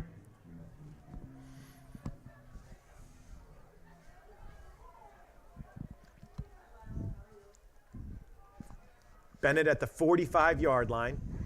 Here's an inside handoff to Kane. He bangs, and he's down to the 50, and that's a first down for the Red Wings. And that keeps the chain's moving, Rick. Well, you know what that was? That was some old school Benet Academy running the ball. Yeah. Right? Got hit at the line of scrimmage. Kept his feet moving. Kept his feet pumping. Yeah. Got another 3 yards out of it, and another Red Wing first down. Rosa Nova split out way over there to the far side of the field. So, Mark, I don't know if you've noticed in these first 7 or 8 plays. Oh, hold on. Kubaki's throwing it to him on that far side. He's got a completion. He's at the 10, the 5. Touchdown, Rosa Nova. Touchdown, Red Wing Nation. Well, what a beautiful ball by Kubaki, right? Perfect. Right in stride. Rocky got held up a little bit by the defender. You could see it. I thought maybe we were going to see an early flag. Beat that and caught a beautiful touch of ball. What a great start for the Red Wings. Great play, great execution, nice pass, nice catch. Great start. Daniel Flores on to attempt the extra point. Kubaki Jr. is now the holder because Patello's out. Well, I'll tell you after this play, Mark. Ball is down, kick is up, and the Red Wings are up 7-0. It's the most overlooked position in all of sports. Is the holder. If somebody can't hold, then they have no business being on the field, right? Because that is absolutely vital. A 1-point game, a 2-point game, you just never know. Valid point, valid point. We're going to take a break, and we're going to come right back.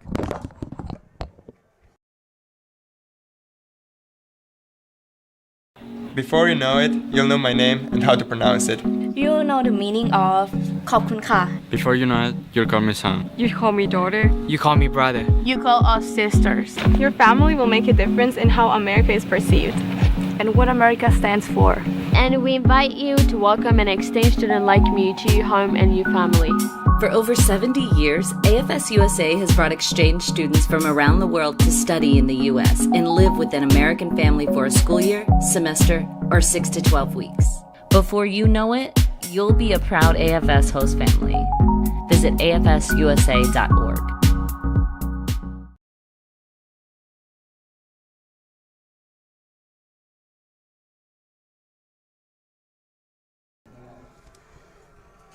Flores' kick, end over end, fielded at the 3-yard line.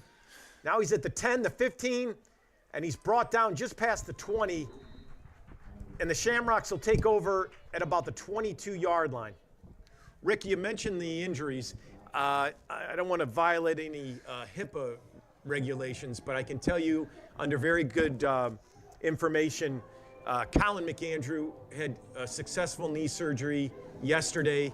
Pat Patello had a very successful surgery and yesterday as well, and they're both at home recovering. And then Lavaca is having his surgery this week. So we're wishing them the best and quick recoveries and hope they're feeling better. Absolutely, and I think nothing will make them feel better than a Red Wing victory here today. No doubt, no doubt.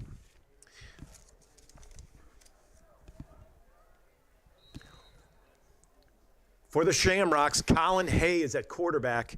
To his left is Anthony Holloway. He hands off to him, who goes off the right side. Now he bounces back, and there's Rooney and 3 other tacklers, and they bring him down for a loss. That's a great way to start the defensive series. So Liam Rooney is going to get the tackle there, right? They're going to give it to him, but that is a total defensive effort. Great push by the defensive line. Everybody was involved there. You know, I'm seeing a lot of what we've been so proud of Benet over the years, right? Running hard, keep your feet pumping, and on defense, 6, 7 Red Wings around the ball. That's a good formula for success.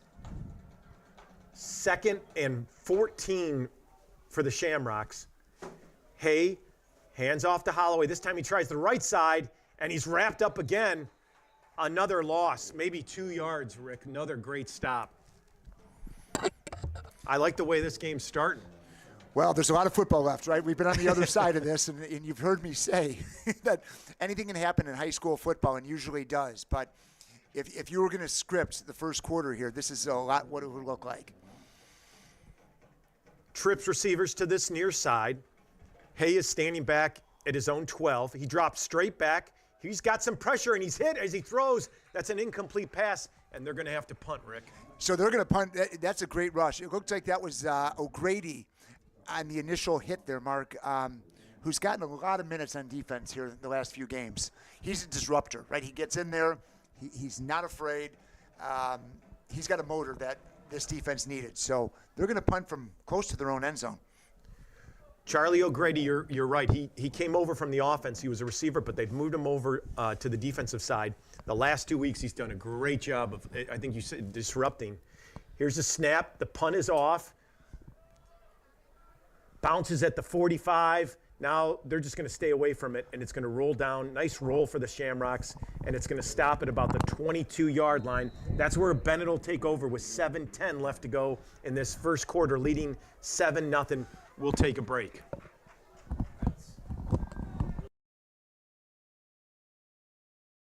Before you know it, you'll know my name and how to pronounce it. You know the meaning of ขอบคุณค่ะ Before you know it, you'll call me son. You call me daughter. You call me brother. You call us sisters. Your family will make a difference in how America is perceived and what America stands for. And we invite you to welcome an exchange student like me to your home and your family. For over 70 years, AFS USA has brought drive of the game. 7:10 left to go. Before you know it, you'll know my name and how to pronounce it. You know the meaning of left, but the ball's batted up in the air. It looks like number 57 for St. Patrick may have gotten his big old paws up on that. That's Aiden Gomez, 6'1", 220 senior. Yeah, that's we talked about it earlier. When Ryan is at his most dangerous, he's out of the pocket, right? He's got a great arm, but that was a tough play for him with a bigger defensive lineman in his face. Here's a handoff to that jet sweep. That was Rocky Rosanova, it looks like. No, that was Doyle. 29. Doyle picks up about 4 yards. That's going to bring up a 3rd and 6.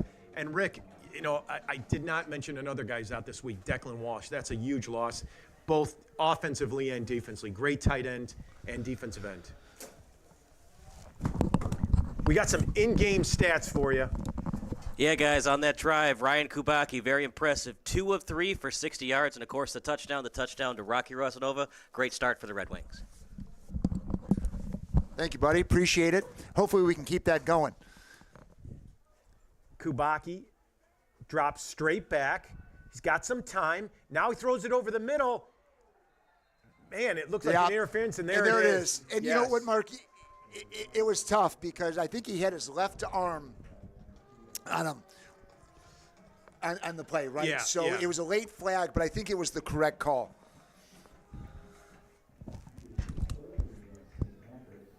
Yep. So that's going to be an automatic first down. I was saying Walsh was defensive end and a tight end for us. That's a big loss for him. We're hoping that he gets a speedy recovery as well and gets back for the Red Wings. But that penalty moves the chains for the Red Wings, and they will now have 1st and 10 from their own 36-yard line. 6:18 left to go in this first quarter. Becker goes in motion. Now Kubacki's going to keep it rolling to his right, and he's popped after maybe a pickup of 2 yards. Kept him in bounds. Kubacki is a kid who's not afraid to take that contact. We've seen that week in, week out. Again, could take the easy way out, go out of bounds, but he actually goes at the defender and grabs a yard or 2. No, Kubacki, he's just a tough kid. I think I told you this before, but I had the good fortune of coaching him when he was a 5th grader on a 5th and 6th grade team, and Ryan started in front of a lot of 6th graders. And was just a hard-nosed, tough kid that loved to be out on the field. Kubacki swings it out to that left side. Looks like he's got Doyle again. And Doyle's going to be just a yard short of the first down. So, Mark, that's a play that gets stopped a lot earlier, but some great blocking downfield by the receivers on that side. They both locked up their man and got them an extra 7 yards. That play only works if you're getting that blocking from your receivers. Yeah, and I don't know if you know this. Most receivers don't sign up for that, right? That's not where they wanted to play wide receiver as a kid. Doyle has really looked great these last few games. He does remind me so much of Papatello. It's unbelievable. Yeah. 3rd and short. Kubacki's going to keep it right up the middle. He's got a first down and then some. Spins, and he's brought down. Looks like he's at the 44-yard line. Mark, that's a great run, but that run is made by the offensive line. You had a huge push there from Rhodey and Guerin on that side of the football. pushed their guys back, had a hole for Kubaki, first down Red Wings. The drive continues.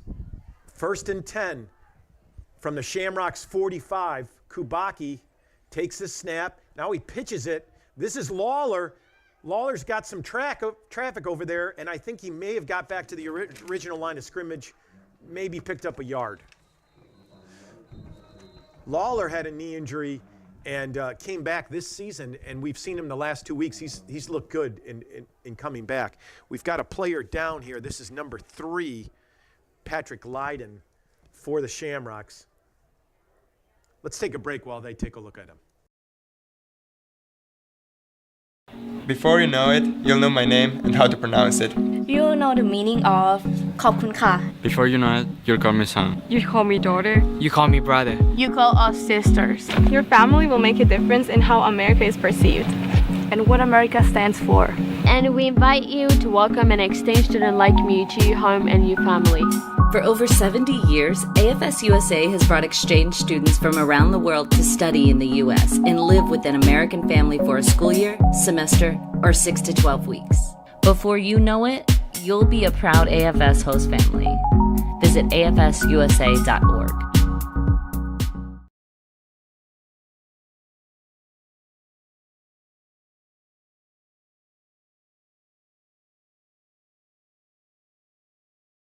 Second and 9 for the Red Wings.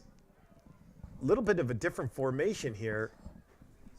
He's got his X right in front of him.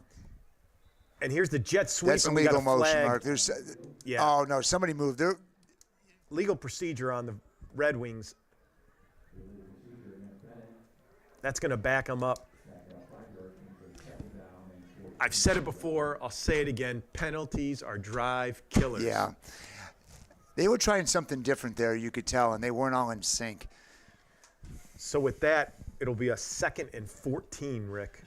You know, Mark, I think this is the time. You're moving the ball really well, right? You've got all the momentum. Let's not get too cute.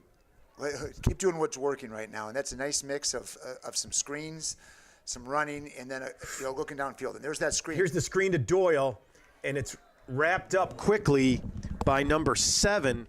That's Declan O'Malley. Love that name. Well, he's definitely born to be a Shamrock. That is a beautiful open field tackle. Really nice play by number 7 for the Shamrocks. Ladies and gentlemen, I can't tell you how many times I come up in the booth before the game, and Rick is looks like he's running for the mayor of Lisle. And he was chatting with the people next door to us here. A class reunion, 45-year class reunion. That's for the right. Class of 75. Class of 78. Kubaki scrambles now, and he's got some running room, and he breaks the tackle. He's past the first down marker. He's at the 30, the 29. Wow, he looks really good in the open field today. He looks really sharp. It's almost, I'm not comparing him to this person, but it's kind of like the Justin Fields situation. I feel like the shackles are off a little bit, and he's able to do some things that maybe he wasn't encouraged to do the last few weeks, right? Yes. And he's more comfortable in the offense with that flow. So that was a really, really impressive run. Another first down for the Red Wings. They're just inside the 30 of the Shamrocks, and Kubaki hands it off to Lawler. He goes over that left side, plows forward, picks up maybe 2 yards, 3 yards. But that's a nice play to mix things up, right? You don't want to keep going to the well with what you're doing. You want to give some different looks, and that was nice. It's really nice to have Lawler in there to give Kane a break every once in a while. Yeah. And the two of them, the thunder and lightning thing working here. Nice team in the running back position there for the Red Wings. Speaking of which, Lawler checks out, Kane checks in. Trips formation here on the near side of the field. Becker at that X position. Now Kane goes in motion. He's going to swing it out to him, and he's got it with the completion, and he's dragged out of bounds at about the 24-yard line, picks up about 6 yards. Mark, these receivers really seem in sync today, too. Again, we haven't seen great blocking downfield, right, with the receivers. And today, I feel like they must have worked on practice or really emphasized it, because you're seeing that those blocks being held a little bit longer than they have in the past and allowing those guys to get a few extra yards. 2:04 left to go in this first quarter. Benet leading 7-0. They've got a third and a long 4, Rick. This is if you're the Shamrock defense, Mark, you're looking for Kubaki to keep the ball in his hands and scramble for that first down. Rosanova on this near side. Here's Becker in motion. He's going to look over to Kane out of the backfield, and he's got a completion. That's a first down, Mark. And they're going to move the chains. I like it. It was just enough. He knew exactly where the marker was. Yeah. Caught the pass and got the first down. I like that play. He got the ball out of his hand very, very quickly. Yeah. Right? Yeah. And it wasn't an easy catch. It was over his inside shoulder towards the sideline. Short side of the field. Yeah, it was a tougher catch than it probably looked. 1st and 10 for the Red Wings. Kubaki now fakes the pitch. He's looking in the end zone, but they're good coverage. Now he scrambles to his right, and he dumps it. Mark, you're exactly right. Now we got a flag for intentional, but he's out of the illegal man downfield. That's what it is. Yep. You know, we've talked about no, it's not intentional. No, it's not intentional grounding. I think it's that run-pass option, and it's so tough when the linemen think he's scrambling, so they don't know that they can't go down that. It's a really tough play with the running quarterback, right? I mean, you're taught all week, you hold your first block, then you go second level, you keep blocking until the whistle, you make sure that you're in front of an opposite jersey, and that play just lasted a little bit longer. Good news is it wasn't a completion, but you do lose 5 yards on the play. 1st and 15 now for the Red Wings. Kubaki looks back to the sidelines. Watch Rosanova here on this near side. Nope, hand off to Kane. He goes right over that right guard slot, and he picks up, I think he's back to the original line of scrimmage, Rick. You know what, Mark? I was watching it because I thought you were right. I thought maybe that was the one-on-one play that they were looking for there. Yeah. But Rocky did something that every young receiver should be doing out there. He knew it's a run play, and he hammered the defensive back across from him. Even though he wasn't in the play and it wasn't going to come out to his way, he put a little bit of punishment back on the other way. So now, when you line up at a receiver position, that guy's a little bit more tentative to play close up to you, right? Because you don't know if he's going to blow by me or is he looking to drive me into the ground. A couple guys I want to thank that are out there listening like they have been for most of the last 10 years. Neil Fitzgerald out in California. Thank you for being one of our best listeners out there. I don't know if Jake Fitzgerald's on there, but another one. Big supporters of what we've done. And really appreciate everybody who's been listening and want to finish this thing off with a W. Jack Clancy, number 55, senior outside linebacker, went to St. Mary of the Woods Grammar School. He not easy to get into, but he's walking off the field, so he looks like he's going to be okay. Brings up a 2nd and 11 for the Red Wings. 1:39 left to go in this first quarter. Benet still leading 7-0.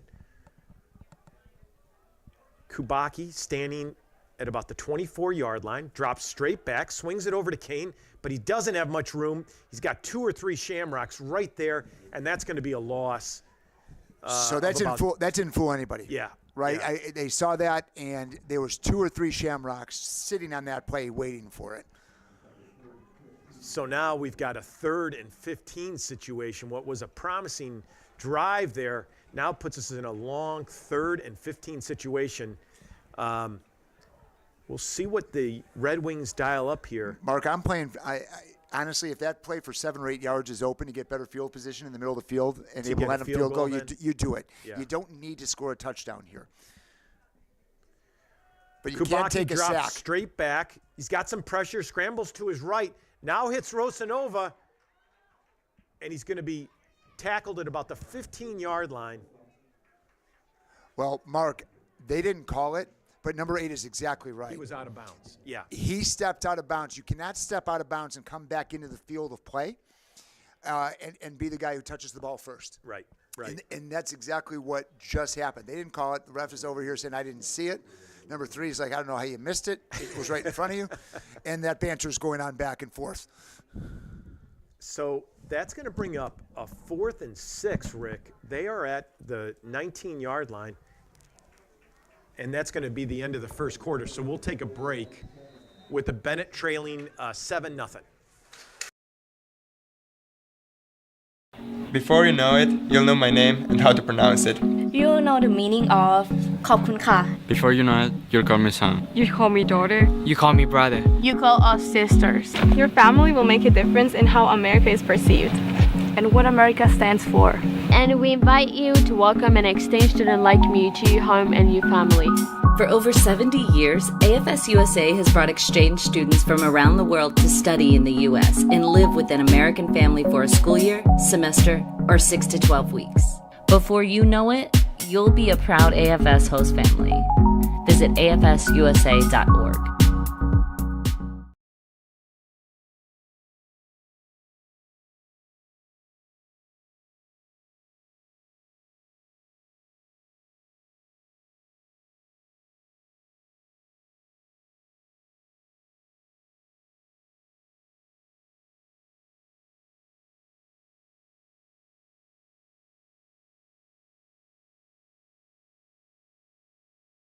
Before we celebrated this special night, Before you know it, you'll know my name and how to pronounce it. You know the meaning of ขอบคุณค่ะ Before you know it, you'll call me son. You call me daughter. You call me brother. You call us sisters. Your family will make a difference in how America is perceived and what America stands for. And we invite you to welcome an exchange student like me to your home and your family.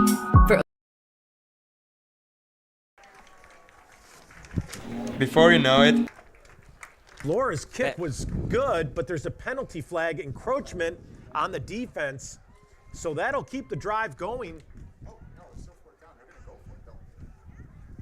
Stats on the game thus far, guys. Ryan Kubaki, 6 of 10, and 45 all-purpose, 51 for Rossino. So that doesn't give him a first down, but as it shortens Mark, the distance here's the thing I always worry about. I don't like to take my points off the clock, right? I mean, it's really kind of a scary situation. You have got to get this first down. Kubaki looks right now. He scrambles to his right. He's got some running room, but he's going to be knocked out. Let's see. So they didn't get it. You take the field goal off the board, and it's Pat's ball. God, that's killer. You keep 2 scores. You're playing for a playoff position. You keep the 2 scores. I don't get that at all. No, that's frustrating. 11:53, big stop there by St. Patrick. I mean, 10-0 the way your defense is playing, and this offense hasn't really showed too much. Yeah. Now it's still a 1-score game where anything can happen. Yeah. It doesn't make sense to take that off in that situation.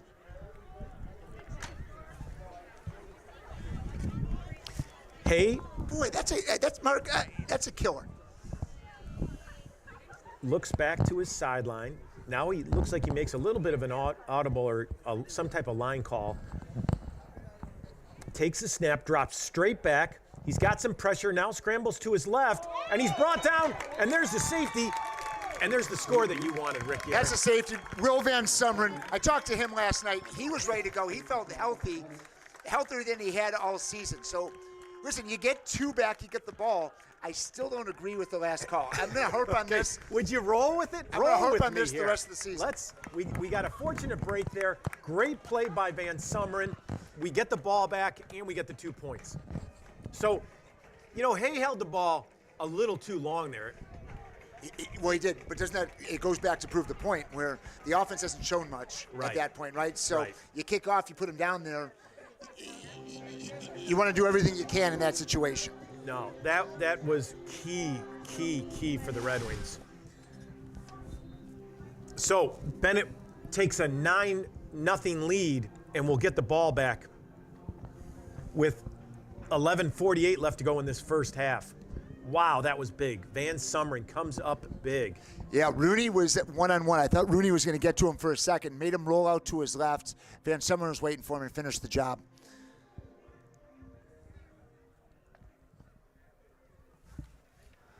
We're starting to see a crowd kind of filter in here, Mark. All of a sudden, people are realizing there's some Saturday football here at Lyle, and the weather's pretty nice, and they're starting to come out here in droves. Artiga kicking off from his 20 now, and that's going to be fielded at about the 32. Now at the 40, That's Luke Wild, and he's brought down at about the 45-yard line, so great field position for the Red Wings. I mean, when you start off at midfield and the way that we're moving the ball, that's a dangerous spot for the Shamrock defense. I think that was the kicker from '88 Miami. Is that what, Huerta? You know, he was at the University of Miami, I think, for 9 seasons. Now, what was funny, I thought, was Wild kept going back further and further to field the kick. Usually they tell you if it's over your head, you go forward and let the guys in the back. But I think Wild wanted to return a kick so I do badly. too. And, you know, that would have dropped a little bit in no man's land too. True. Wild goes in motion. Kubacki, a little bit of a high snap, now slings it out to Wild on that far side. He makes a spin move, and he picks up a nice 4 yards, Rick. Yeah, that's a nice play. That snap, it might have come a little bit to his left, or Ryan was already going to the right. To the right, yeah. I think you're right. I think he was just a second ahead of where the snap was.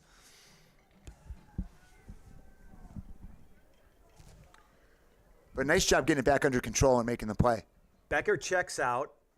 You've got McKeague here on the near side.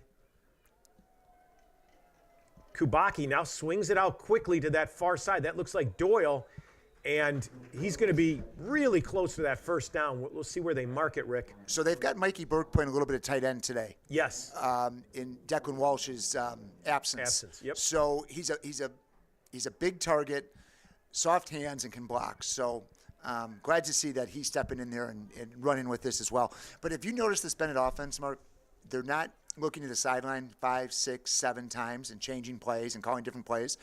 They're snapping the ball and they're getting the play off. Yeah, I like the timing of the offense. They're moving so much quicker, as I say it. 3rd and 1 for the – yeah, now they slow it up a little bit. But 3rd and 1.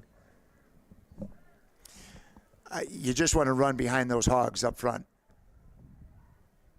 Kubacki's going to keep it over this left side. And he's got the first down, Rick. Big 77 was out there trying to lead the charge. That's big Quinn Guerin. And then gave Kubacki a little tap on the head. Said, nice job. We're here for you. Let's make sure we score. 1st and 10 for the Red Wings at the St. Patrick's 41-yard line. 10:47 left to go in this first half. Benet leading 9-0. Kubacki's got Kane to his left. Doyle now jogs out to that far sideline. Rosanova and Wild here in the slot. Doyle in motion.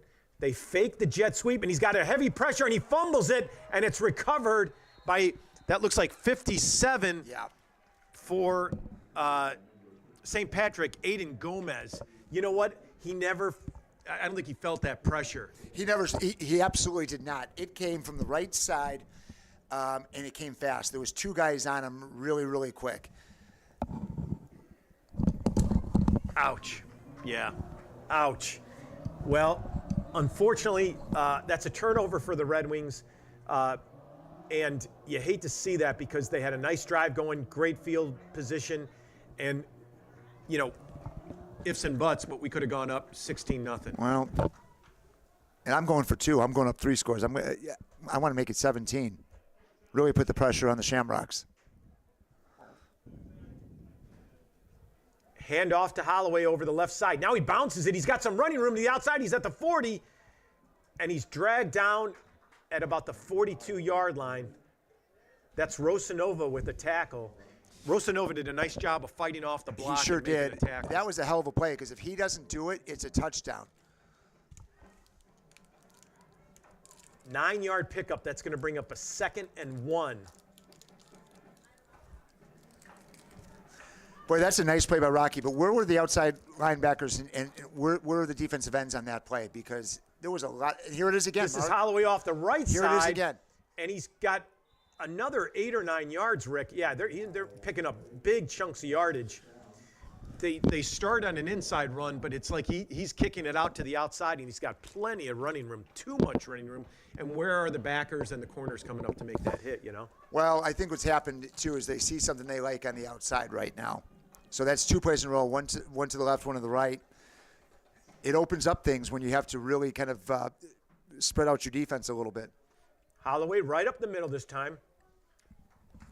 Brought down quickly maybe a yard, Rick. That's going to bring up a 2nd and 9 for St. Patrick.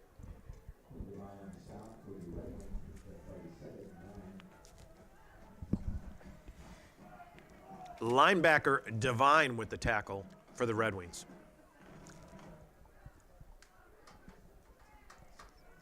That's number 45, Quinn Devine. He could play for St. Patrick with that name. Now we've got a legal procedure call on St. Patrick. This is gonna push them back a little bit.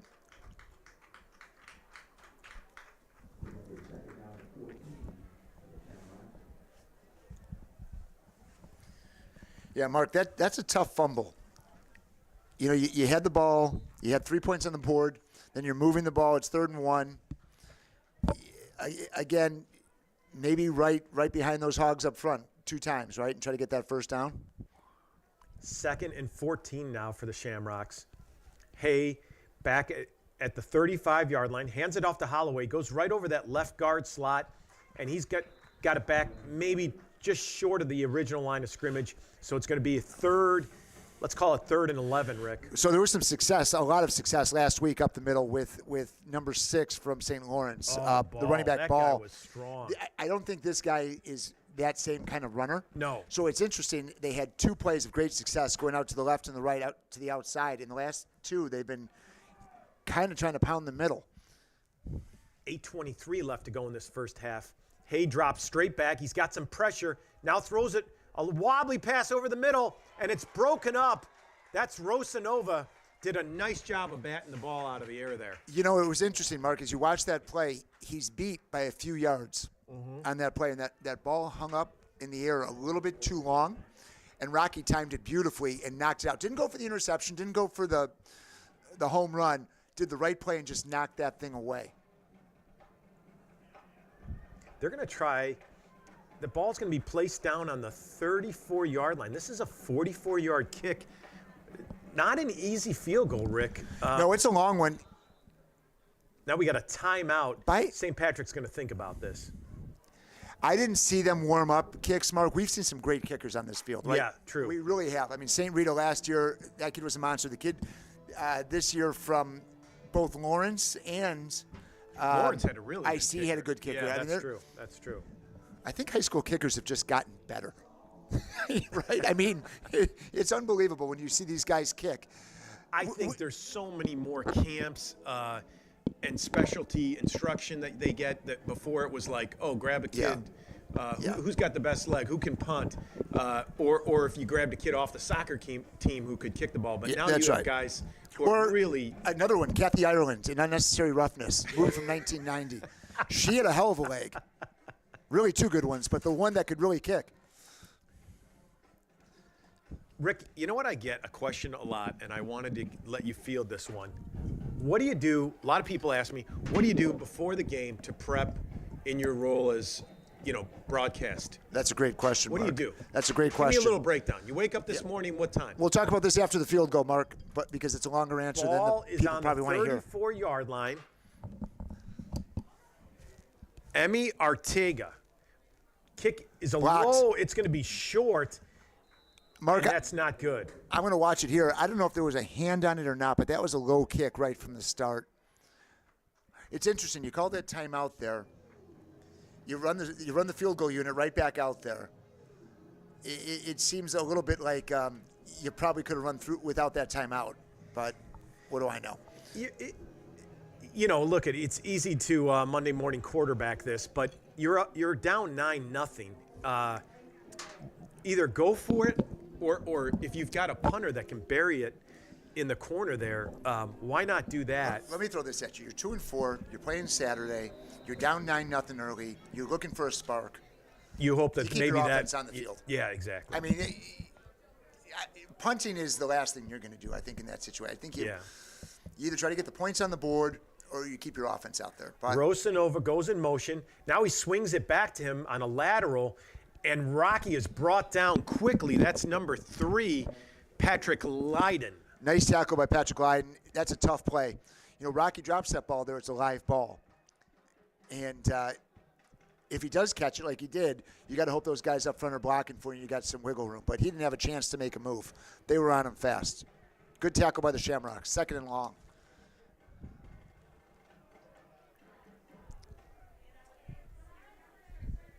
McKeague comes out here on the near side. Kubaki all by his lonesome. Drops straight back. Now looks over and hits Doyle at the 20, the 25, and he's spun down. He's going to be about a yard short of the first down, Rick. That was Ryan Burt, the senior, it looked like, who made the tackle on that. That was a nice tackle because if he doesn't make that play, there's a lot of green in front of him, too. I know we talk about great names, but this St. Patrick team is lined up with so many great names. Coleman Kelly, Declan O'Malley, Gavin Fitzgerald. So, Mark, I am going to answer your question a little bit because I did get it also from a friend of the program listening at home today. And I'm sure that's where you got it the first time. Kubaki's going to keep it rolling right. Now he cuts back, makes a nice move, and he's got the first down. Mark, have you ever seen the movie Rocky, the original? Are you kidding me? Of course, Rick. Well, the pregame is a lot like that. It starts off with half a dozen eggs, straight out of a cup. I've got the gray sweatsuit on. I've got a log that I've cut down myself that I go out there, and then it's game film, game film, game film. I'm here at about 8 in the morning, though, ready for the 1 o'clock game, and I still don't know half the kids on either roster, but you know what? That's what the roster sheets are for. Interesting. Yep. I did not know that about the. I'm not surprised though with the eggs. How many eggs do you go with in the morning, Rick? I said half a dozen, but it's probably more than that. Okay. We've got a player down, so we're going to take a break right now. We're going to stop with a stop in the action at 6:35 left to go in this first half. We'll be back. Before you know it, you'll know my name and how to pronounce it. You know the meaning of ขอบคุณค่ะ Before you know it, you'll call me son. You call me daughter. You call me brother. You call us sisters. Your family will make a difference in how America is perceived and what America stands for. And we invite you to welcome an exchange student like me to your home and your family. For over 70 years, AFS USA has brought exchange students from around the world to study in the U.S. and live with an American family for a school year, semester, or 6 to 12 weeks. Before you know it, you'll be a proud AFS host family. Visit afsusa.org.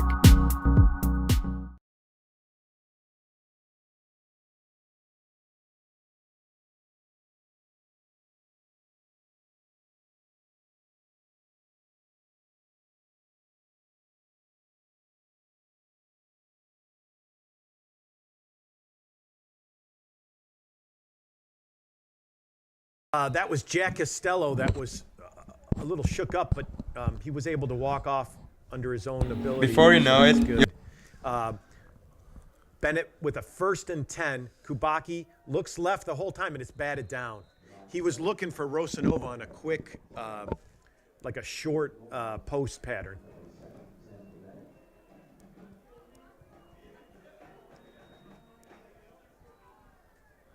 Rick, you got a special guest that you were just talking to that came to watch the game. Yeah, she'll be up here at halftime. Lila Rose Ormsby. Love her. She's fantastic. Huge fan of the Benet Red Wings and of Quinn Guerin. Kubaki, now he's going to do a quarterback draw, straight up the middle, does a jump stop, but we've got a flag. I think we're going to have a hold, Rick. Yeah, and you know, Mark, I got to see it again, but it was a hold that didn't have to happen. It was in the middle of the field, kind of away from the play there. But again, to your point from earlier, when you have a scrambling quarterback that's out there and a guy who's all over the field, you're going to have linemen that go downfield. You're going to hold in different situations because you really don't know where he is behind you, right? True. So you're trying to knock out the guy that's in front of you no matter where he is on the field, and the official was all over that one. Becker checks out, McKeague checks in, and we have got 2nd and a country mile, Rick. We're now back at our own 22-yard line. We got 6:14 left to go. We got a guy out there, used to be our city reporter, primetime, listening to the game today. He's calling BS on the half dozen eggs. Primetime. That's exactly right.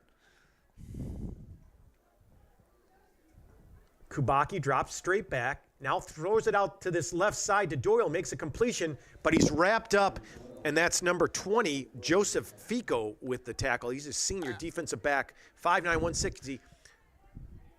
Mary Seat of Wisdom Grammar School. If you're looking for a bright, something to hang your hat on here if you're the Shamrocks, it's the way that these cornerbacks and secondary tackle. There's been a lot of one-on-one tackles, and they are pretty surefire tacklers, right? I mean, you haven't seen the big play. Russinova scored that, but that wasn't breaking a tackle. That was beating his guy down the field. These guys have done a nice job of coming up on the different screens and tackling in the middle. Yeah, I've been impressed. Kubaki drops straight back. He's got some pressure, and he's wrapped up, and he's dropped for a loss, and that's going to be back at the 14-yard line, and that's a big loss. That's going to drop them back, and it's going to be a 4th and, about 800 yards for the first down. Yeah, this is a punting situation. I think that's safe to say. I mean, you've got maybe 1 or 2 great 4 and 30 plays, in your back pocket, but I don't know if you have to use one right here. Becker standing at the 1-yard line there. Wild goes in motion. Now he's on that far sideline. Here's the snap. Nice snap. Becker puts one off the side of his foot, and unfortunately for the Red Wings, it's about a 15-yard punt. All right, so Mark, let's say for the last 2 years, you've seen this kid take tough snaps, get him off. They have a rush in his face, get him off. Here, they didn't rush anybody. He had about 4.5 seconds to kick that. It goes off the side of his foot. Yeah. So what does that tell you? Rush this kid. We need a hard rush. We need a hard rush against our punter. Boy, because he could have walked 5 yards. Yeah. Primetime, thanks for listening in Chicago. We appreciate the viewership down there. Primetime. It's been too long. 1st and 10 for the Shamrocks. Great field position. They're at the 29-yard line of Benet. And Hay hands off to Holloway, who gets wrapped up quickly. That looks like Mikey Burke. Great tackle by Mikey Burke. He was back there fast and blew that play up before it even had a chance to develop. Nice play by the senior. Mikey Burke, a St. Peter and Paul Trojan before coming to Benet. If you had given me 15 guesses, I wouldn't have known what their mascot was. 2nd and 11 now for the Shamrocks. Hay looks to his right now, scrambles to the right. He's got some more pressure, throws a pass, lost it up in the air, but it's knocked down. That was Rosanova again. Nice play. I'll tell you what, that's complete if he doesn't make that play. That's a big play. That's going to drop right there. It wasn't a great pass, but the way that those receivers were out there, he was literally going to grab that. Great play by Rocky stopping that. 3rd and long. Yeah, there were 2 receivers over in that area. You've got 2, and you're going to see one that could drop right there. Right over, yep. Beautiful play. Nice timing. 3rd and 11 for the Shamrocks. Benet could really help themselves out here with a stop. Hay standing at the 35. Now he looks right over the middle, and he hits. No! He had number 20, Joseph Fico, wide open, and it hit him in his hands. Well, that's a first down. Yeah. Right? That's a missed opportunity if you're a Shamrock, because the ball might have been a little bit high. Absolutely a catchable ball. Probably catches it 9 out of 10 times. But if he falls forward, he has a first down. Yeah. So that's a big play. And it looks like they're going to keep their offense on the field, Mark. And after that last kick, I don't blame them. No, and you said it before. You're kind of in no man's land. Your kicker, this is a long kick for him. So Hay drops straight back. He's looking over the middle the whole time. He's got Fico. He's got a completion. He's at the 15, the 10, and he's in for the touchdown. And there's a flag. We're going to have some extracurricular activities going on right there. But, Mark, to me, this is a missed assignment somewhere in the secondary. Yeah. That play is wide open. They're going to call a penalty here now. This is tough because if they call it on the extra point, that's going to push them back. And you might see that offense stay on the field and go for 2. There was a little John in the corner of that end zone.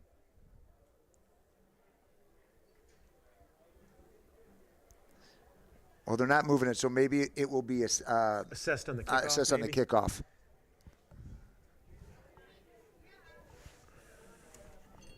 Ryan Burt, the holder. Ball is down, kick is up. And just like that, it's a 9-7 ball game. So what looked to be a promising first half is now suddenly a very tight ball game. Well, I feel like the Red Wings have left quite a few plays, quite a few points off the scoreboard, right? I mean, they really have. A turnover, taking the field goal, literally taking the points off the scoreboard for another 3. And then a fourth down play there that, quite honestly, was nothing special. I mean, the guy cut over the middle on a slant pattern, and somebody missed an assignment, and it resulted in a touchdown. Now, this is where they're going to assess the penalty, I think, Mark. There it is. So the Red Wings are going to have good field position. With 3 minutes left, you're going to have good field position. You want to get a score here, right? A touchdown here to go in the half and get this right back. I expected a little bit more emotion on that St. Pat sideline after the touchdown. It's a pretty quiet sideline.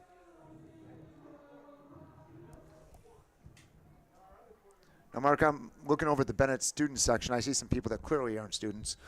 They might be part of that class in 1978 that we talked about earlier. Is high, and that's going to be taken by Wild again at the 30. Now he's at the 40, and we've got a penalty flag. This is going to go against Benet. So that 15 yards you gained on the penalty, it's coming right back the other way. Ball's marked down at Bennett's 44, but I think we're going to have a hold here on the return. And so that'll back it up 10 yards, and they're going to start at, they should start, I think, at the 34-yard line. Still not horrible, but with the penalty, you would think we would have much better starting field position.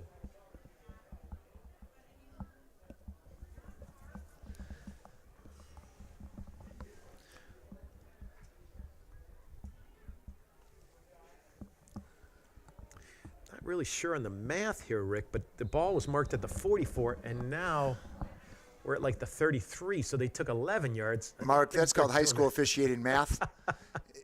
They don't have to show you their work. They just show you the solution. Kubacki with the swing pass. Oh, Kane had it. Where's that one been the last 10 years? I like that one. That was a good one. I do too. Now we've got another flag, Rick. These guys are a little flag happy right now.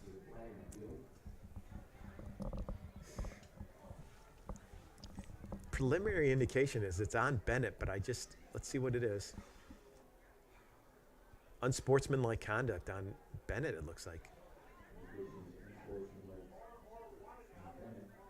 Ouch. Ouch, Rick.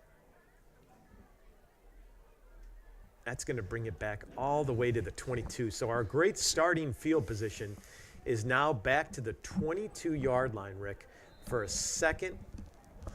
Mark, I don't know if they've made some changes on the offensive line. You see Quinn Guerin is now playing left tackle. Wild in motion. Kubacki takes the snap. Now he rolls right. Oh, God, that was beautiful.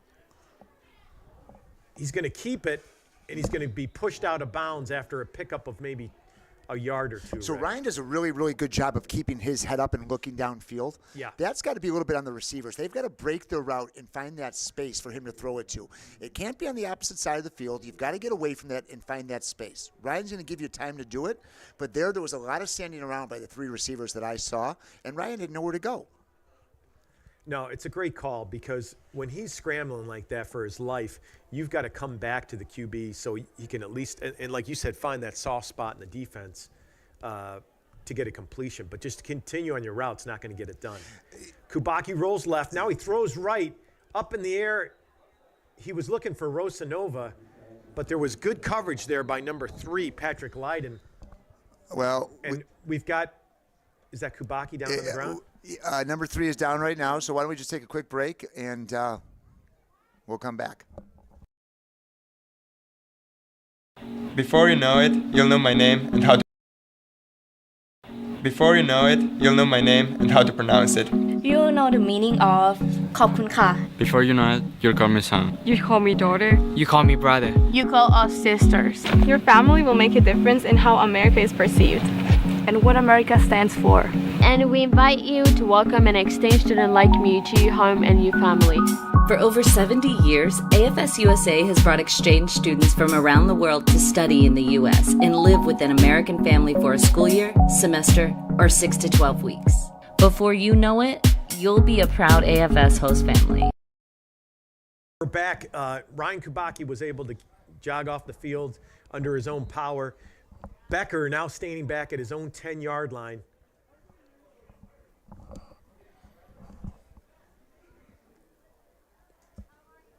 Could use a big punt here. Low snap, takes the ball.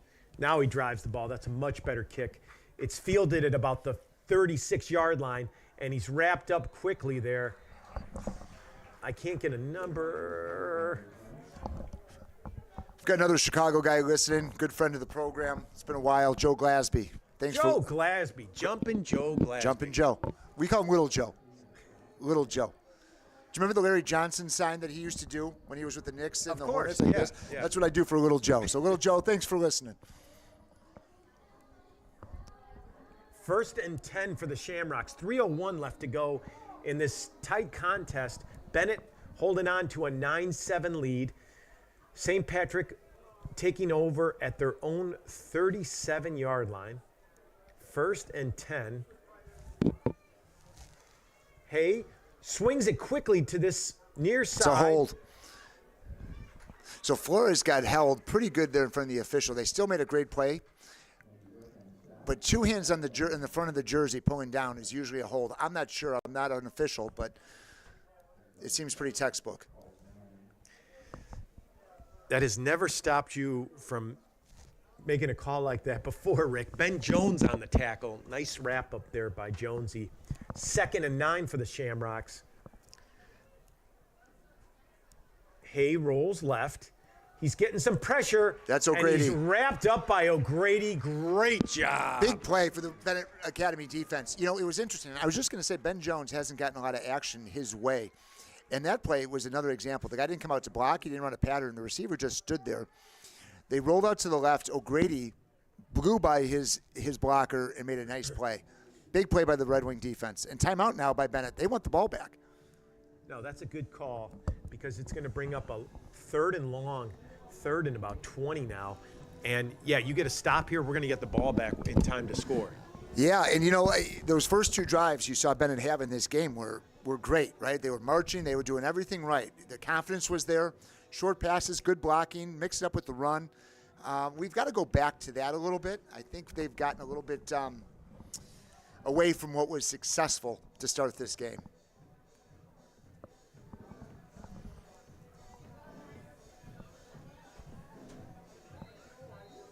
A little more energy in the crowd here today, Rick. Smaller crowd, more energy. Go figure. How much time, Mark? 2:15 left to go in this first half. Benet leading 9-7. Need to get a big stop here. 3rd and 17, Rick. Hay looking over to his sideline. He's got Holloway to his left. He's going to hand off to Holloway over the left side. He's got some running room. Picks up about 6 yards. That'll be about a 4th and 11. Well, you got to call another timeout here. And they will.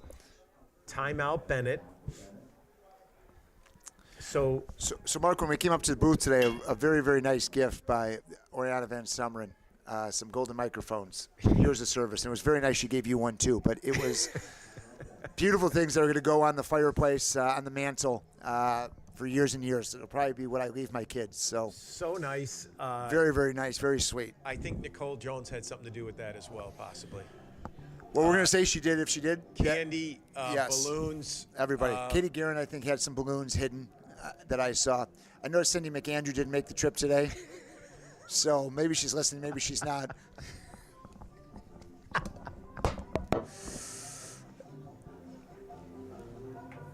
Now, Doyle and Wild are going to be back here for Benet for the return.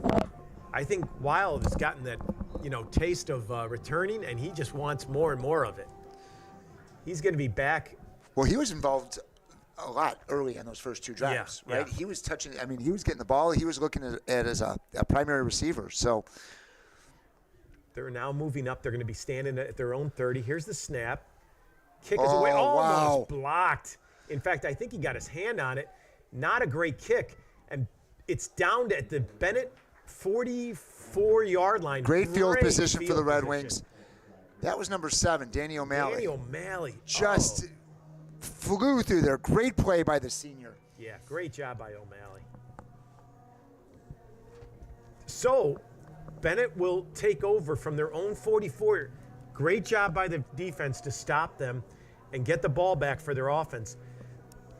And like you said, I think we got to go back to what we were able to accomplish in those first 2 drives or series. And let's see what we can do. 1st and 10 for the Red Wings at their own 44-yard line. Wild goes in motion. He's going to look for Wild, and he just throws it a little bit too far outside, it looks like. Yeah. A tough throw, tough catch. Again, you're looking at the coaching staff. Timing was off, and you don't know if it's the quarterback or the receiver on that play, but that's a quick hitter. My guess is Ryan was throwing to a spot he's thrown to 100 times. Yeah. McKeague checks out. Rosanova checks in. Rosanova is in that slot. And they have to give him a break now and again, right? He's playing both sides of the ball at very taxing positions. Yes. Kubacki drops straight back. Looking. He's got plenty of time. Now he steps up in the pocket, scrambles to his right, and he's going to throw it out of bounds. So, Mark, great protection, right? Very nice. Great protection. Yeah. A couple of receivers that seemed to be open, and he didn't pull the trigger on this left side, on this near side.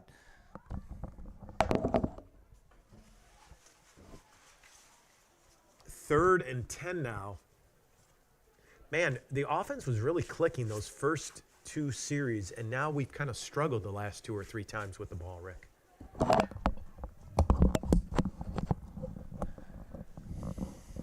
McKeague, Wild, and Doyle here on trips formation on this near side. Kubacki's looking to his left. Now he's going to throw a middle screen. He's got Kane. He's got some blocking. And he's got the first down. He's at the 40, the 39, and he's into St. Patrick territory. Great blocking there. So you probably didn't see it as you were watching the play, but number 77 on the Red Wings put down number 77 on the other team.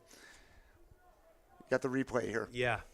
Oh, my goodness. Great blocking. There's been a little bit of chirping going on between the 2 of the 77s in this game that I've watched. He pancaked him. Yeah. Rick. He pancaked him. Yeah, he did. So, 1st and 10 for the Red Wings. We got a little mojo now. Kubacki pump fakes. Now he's going to throw it to Rosanova on that same route, and he's got a completion. Touchdown, Rosanova. Touchdown, Red Wing Nation. And there was a little hand fighting there, and I think Rosanova even got away with a little bit of a push there at the end. Maybe, but I'll tell you what, number 10 never turned around, Mark. So they've been tackling great, but 10 never turned his head to look at the play. Yeah. And when that ball was there, he was as surprised as anybody. Great play by Rocky, great touchdown. Great throw by, you know what, that's a total team play. The protection was there, the throw was there, the catch and the pattern by Rocky. That's where you come back as an offensive coordinator and say that play just worked. Yep.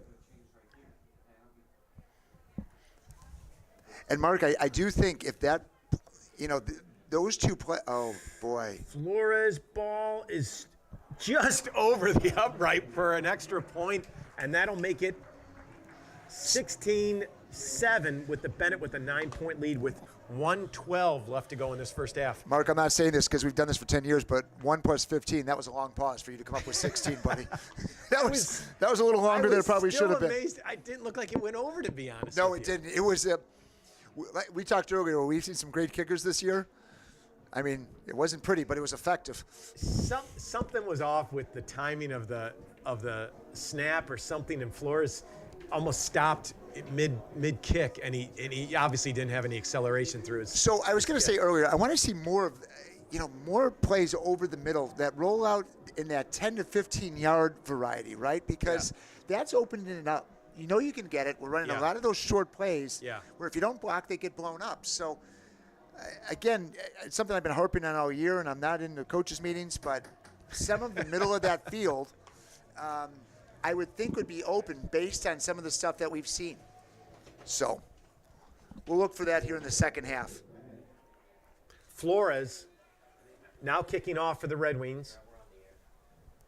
Nice high kick. It's going to be fielded right at the 1 yard line. And boy. Man, just kind of stumbles on his own feet. He tried to make a cut, I think, and his back foot slid out. He literally tripped over his own feet on that one. He was he saw something he liked. He was about to put on the Jets, fell down. Good break for the Red Wings. Looks like about the 10-yard line. Patrick Lydon for the Shamrocks. So that's going to be 1st and 10 for the Shamrocks at their own 10-yard line, maybe the 9, Rick. And 1:08 left to go in this first half. God, I don't want to get greedy here, but how about a quick 3 and out? You only have one timeout left, right? You used 2 on there. It was the right play. It was the right decision. They scored a touchdown out of it. Here, you just don't want to give up a big play. Big play. That's all. Holloway goes in motion, and now they swing it out to him. Well, and ouch, that was number 6, Daniel Flores with a big pop. I don't know if somebody's making a highlight tape of best hits of the year for the Red Wing defense, but that's right up there in the top 3 we've seen this year. That was a great stick. Yeah. Mark, I don't think they're going to throw the ball again. That is this half. I knew where you're going with it. I'm tracking I figured buddy. you did. 4-yard loss. 2nd and 14, 35 seconds left to go in this first half.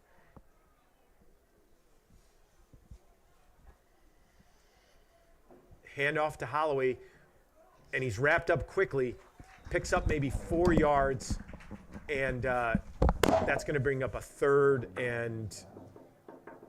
3rd and 12.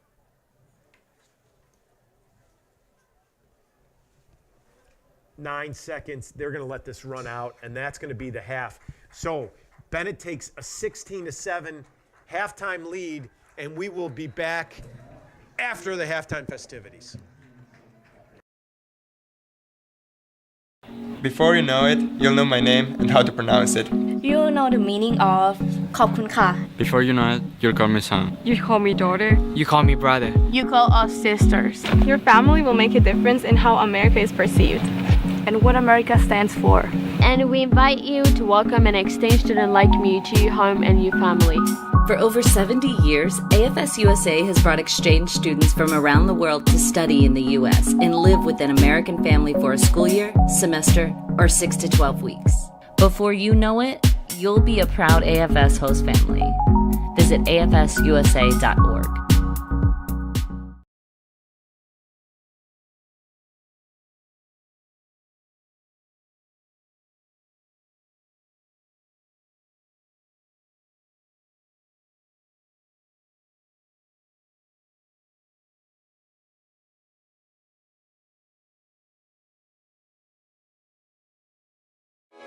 Sports Broadcast Solutions is a broadcasting network for everyone. SBS offers live telecasts on Channel 59.3, YouTube, or Twitch. We include pre- and post-game interviews with the players. You know, I started in the locker room. All the boys were getting going before the game and stuff, and we kind of found a little click at the beginning of the game, so I think that's what got us going. We also include digital live statistics, play-by-play commentary, team highlight reels, and even more than that. Go online to sportsbroadcastsolutions.com or search Sports Broadcast Solutions on YouTube. SBS, a broadcasting network for everyone. Sports Broadcast Solutions is a broadcasting network for everyone. At SBS, we offer a professional broadcasting experience for the non-professional athlete.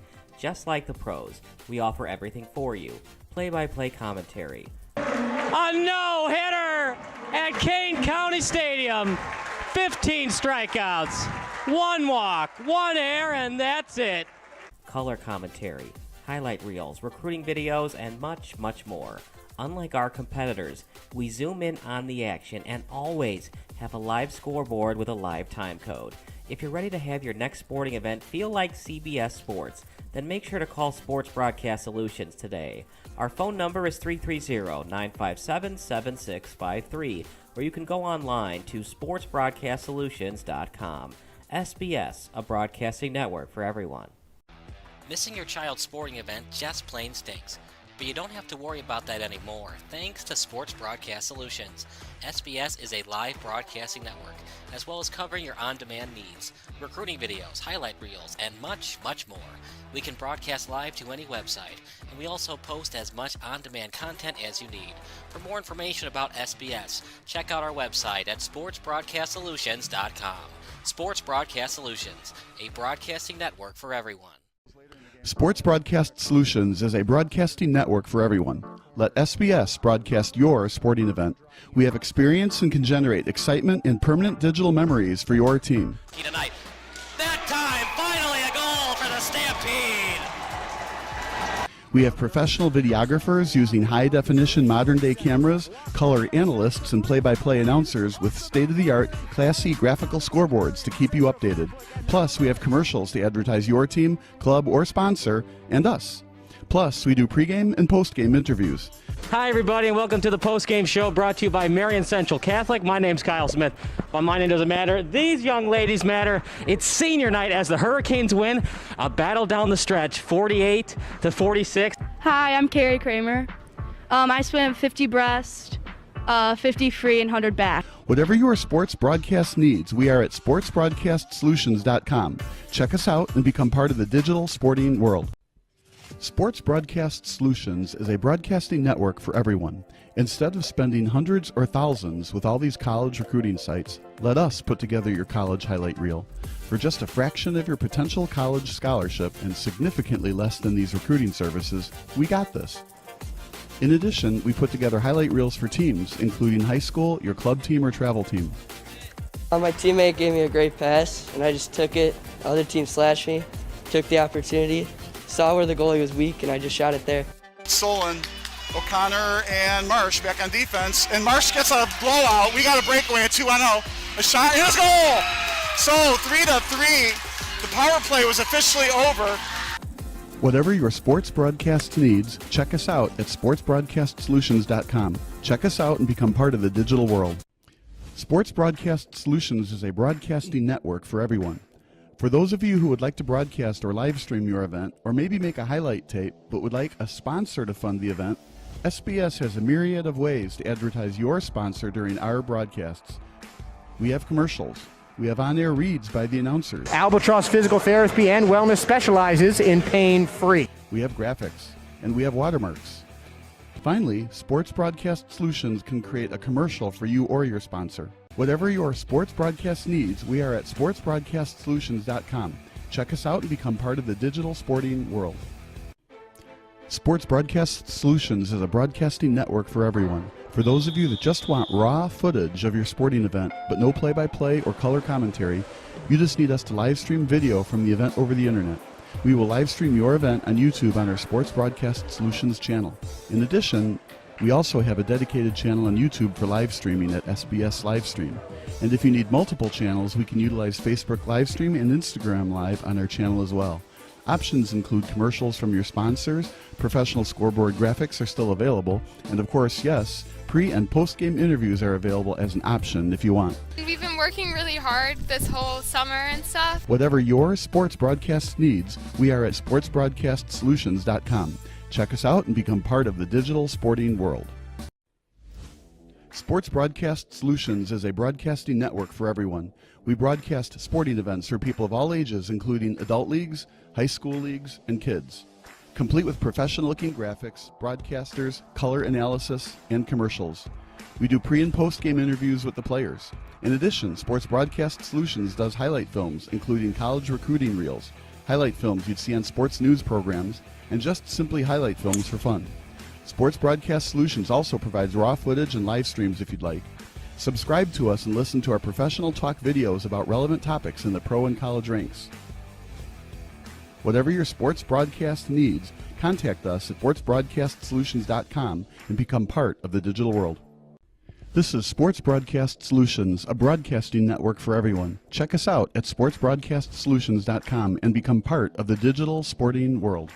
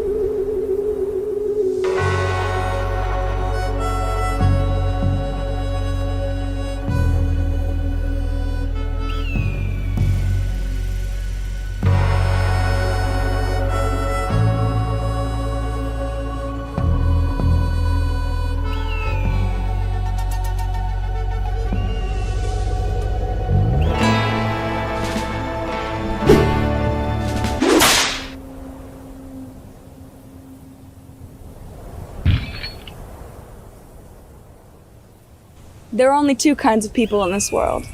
Those who get committed and those who don't.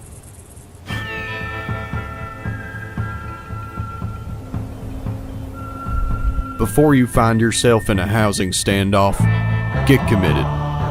Visit our website to learn more.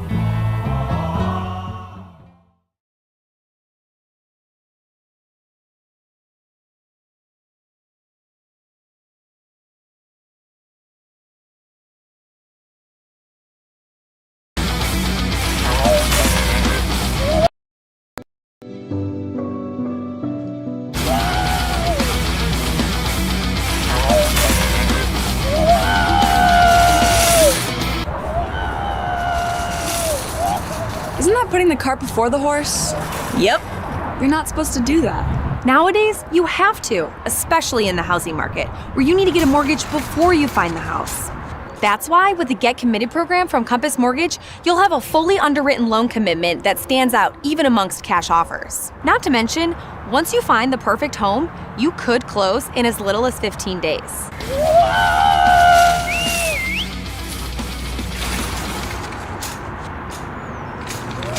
Hey, you can lead a horse to water, but you can't make him drink. You're pretty big on horse metaphors, huh?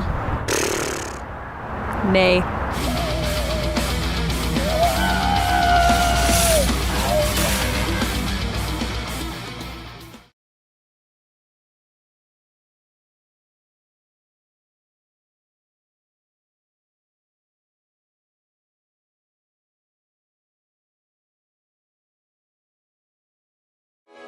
Sports Broadcast Solutions is a broadcasting network for everyone. SBS offers live telecasts on Channel 59.3, YouTube, or Twitch. We include pre- and post-game interviews with the players. You know, it started in the locker room. All the boys were getting going before the game and stuff, and we kind of found a little click at the beginning of the game, so I think that's what got us going. We also include digital live statistics, play-by-play commentary, team highlight reels, and even more than that. Go online to sportsbroadcastsolutions.com or search Sports Broadcast Solutions on YouTube. SBS, a broadcasting network for everyone. Sports Broadcast Solutions is a broadcasting network for everyone. At SBS, we offer a professional broadcasting experience for the non-professional athlete. Just like the pros, we offer everything for you. Play-by-play. Welcome back, everybody. Kyle Smith, in-game field reporter for today's broadcast. We appreciate you watching today's broadcast between the Red Wings and the St. Patrick Shamrock. Stats today brought to you by Sean Mitchell, our Stat Crew live statistics technician. For the Benet Academy Red Wings, Ryan Kubacki, a very effective and efficient day, 16 of 23, 160 yards, 2 touchdown passes, both of them to Rocky Rosanova, 4 receptions for 96 yards, 2 TDs. The opposing quarterback, Colin Hay, not so good, just 3 of 7 for 25 yards. He's been sacked twice, as well as Ryan Kubacki. And for punting, both punters have been good. Number 7 for St. Patrick, a 61-yard punt, and then for Aaron Becker, 2 punts for 47 yards, 23.5 average punt.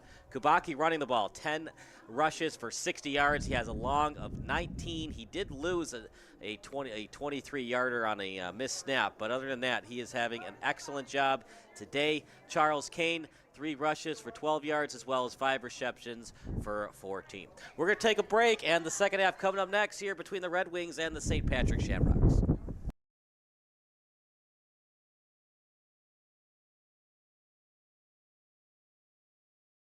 Before you know it, you'll know my name and how to pronounce it.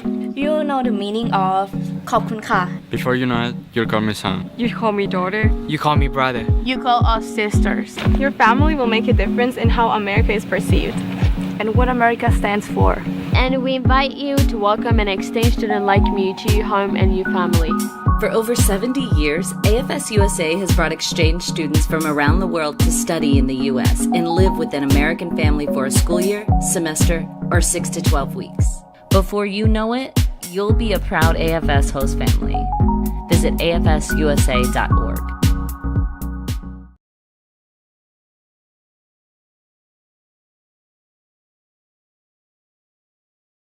Before we celebrated this special night, before we fell in love with our home all over again, we searched for a company to handle our entire remodel, From architecture and material selection to permits and complete construction with impeccable design.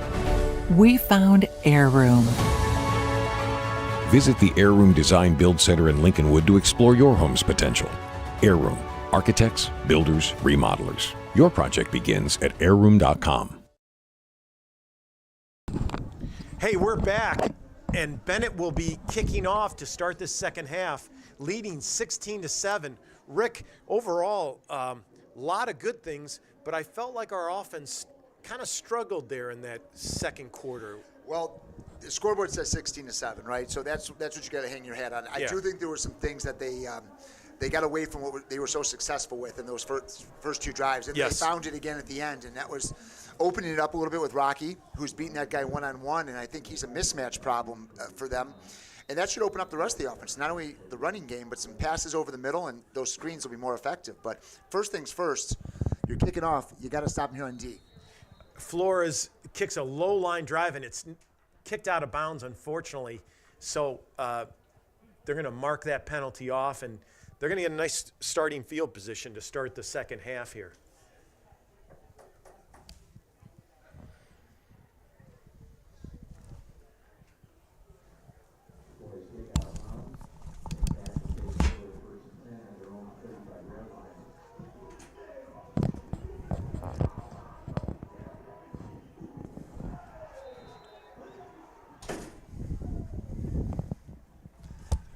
First and 10 for the Shamrocks. Hayes standing at his own 30. He's got Holloway to his right. He's going to hand off to him, and he's wrapped up quickly and brought down at the 30. That's O'Grady again. O'Grady's having a great game here. He's all over the field, Mark. He looked. This was kind of like the Montini game. You saw him all over it on special teams and showed that he wasn't afraid to make that contact and get after it. He's doing it here again today. That's a 4-yard loss. It's going to be 2nd and 14, Rick. Both defensive ends. You see that coming from the other side, too, from Will Van Sumeren. A really nice job there, too. Hay does a fake, now throws out here to the near sideline. Boy, Mark, that was a beautiful play by keeping his feet in. He toe-tapped, I think, both feet on that one. The official was right there, but it looked like he had them both in to me. You only need one, of course, but great play by the receiver. That's going to bring up a 3rd and 5, Rick. I'm just going to watch this replay.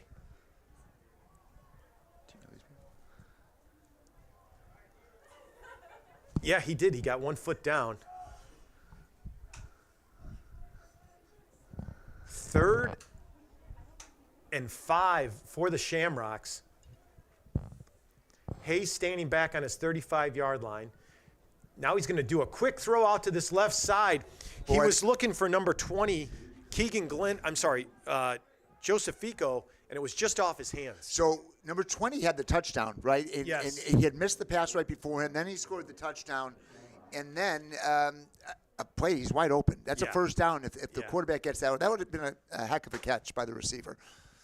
But a little high. A little high. Yeah.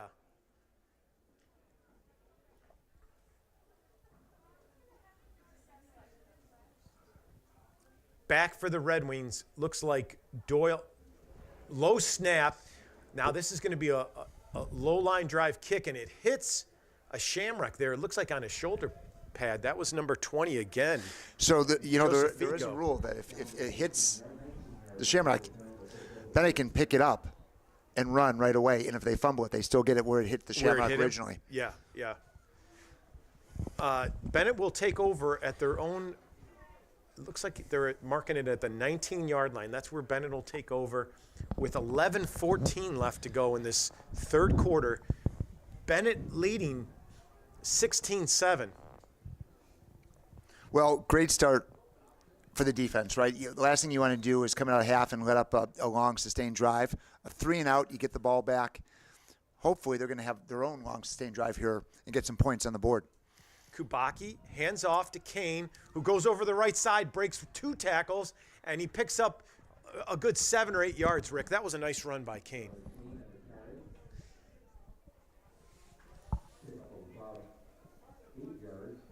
Doyle checks out. Mikey Burke, who you brought up before, is coming in at that X position. So they've got 2 tight ends with him and Becker. Becker just in front of Kubacki, just to his right.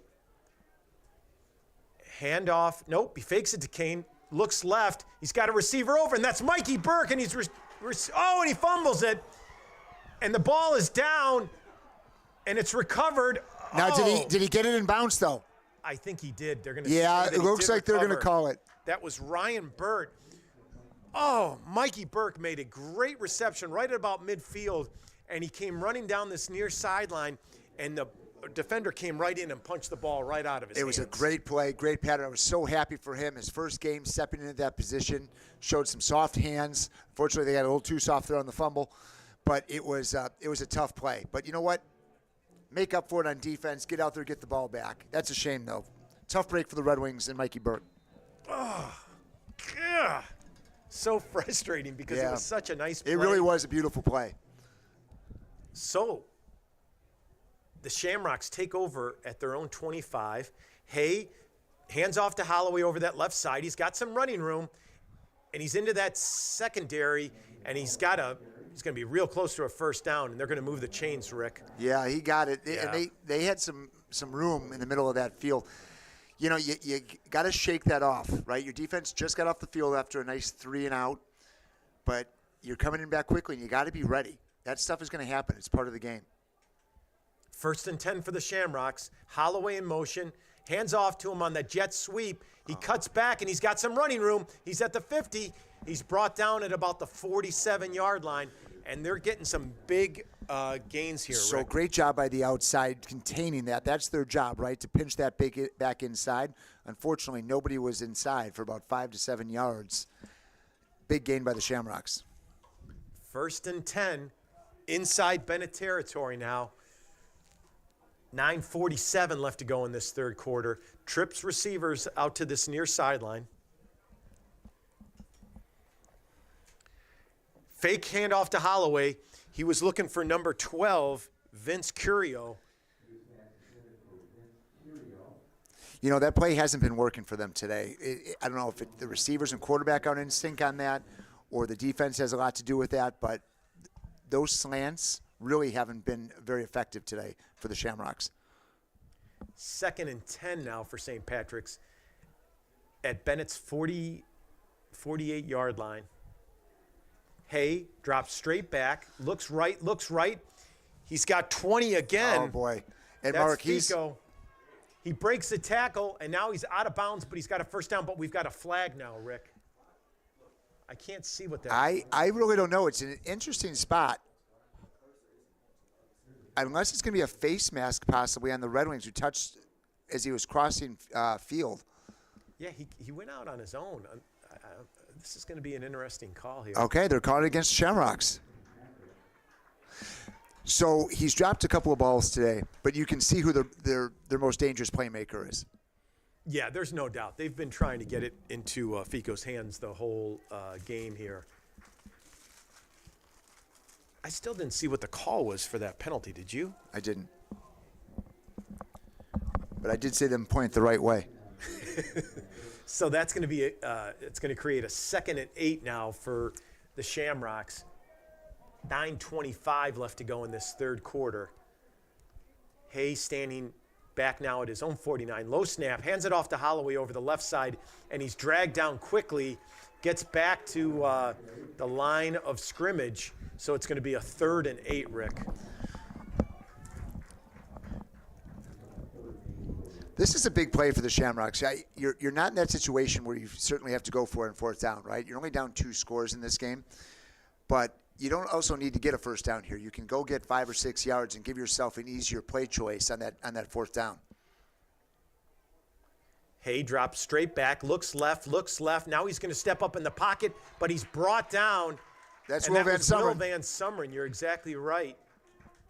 Rooney was there. Van Sumeren was there. I liked there was 3 guys there for Benet. Yeah, great job by the defensive line today for the Red Wings. And this is a no-brainer, right? You punt. Now you're playing a little bit of the field position game here, and you want to put Benet back.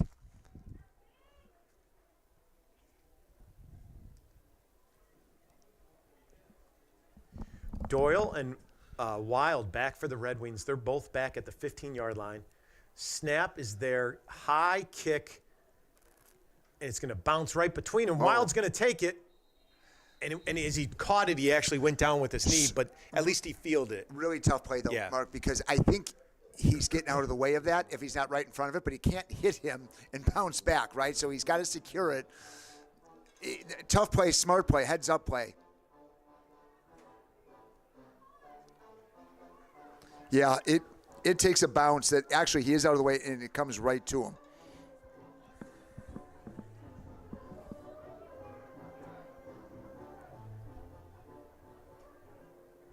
Maureen McAndrew and Cindy McAndrew watching the game in Naperville, Illinois today. Oh, very nice. Kubacki now standing at his own 3-yard line, takes the snap, hands it off to Kane over that right side, and he falls forward, picks up maybe 2 yards, Rick. Yeah, so we talked a little bit in the second quarter. It looks like there's been a little bit of readjusting on the offensive line. Somebody new in some positions that have changed a little bit, but now it looks back to that starting lineup, Mark. It could have just been a quick injury timeout change or getting somebody some rest. Lawler in at running back. Now they pitch it to him to that right side. They've tried this twice. It's too slow. Yeah, and it's just not developing, and he's going to get tackled for a loss here. It's going to bring up a 3rd and 11. You're running a sweep to the short side of the field, and it's a very, very slow, methodical pitch, right? Yeah. That gets out there. It's a really tough play. To your point of just a moment ago, I think what happened was Costello got hurt at one point and missed a couple plays. Okay. They moved some guys around, and now they're back to that original lineup. So this is a 3rd and long for the Red Wings, and it's tough. They're pinned back at their own end zone. Kubacki's got trips receivers to this near side. He's going to look to this near side and throws it out to the corner to Wild, and he had him. He just threw him a little high, but Wild was open. And I liked Wild as a taller kid. He was going up against number 3, Patrick Lydon, who's like 5'11". I think Wild's like 6'3", 6'4". He had definitely had the advantage on him. Yeah. It would have been a heck of a throw from there. But, the problem is now you're punting from the back of your own end zone.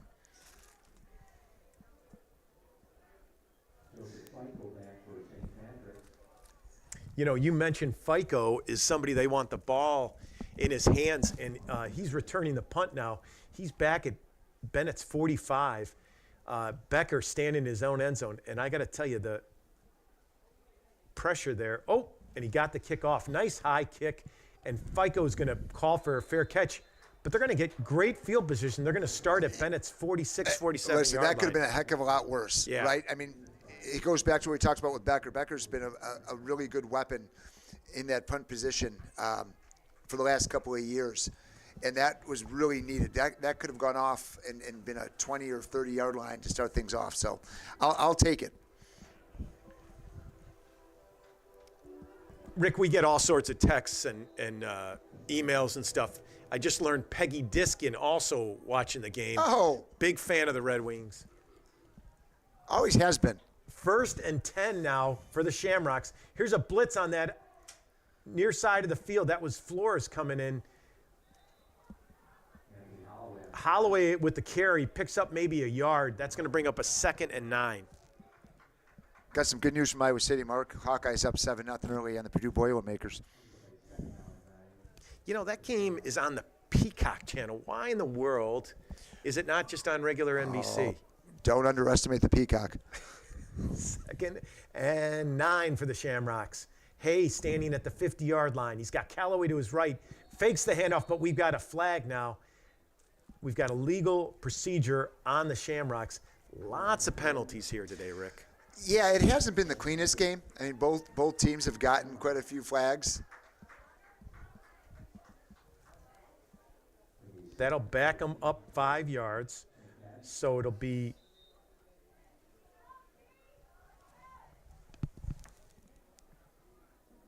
.604 left to go in this 3rd quarter.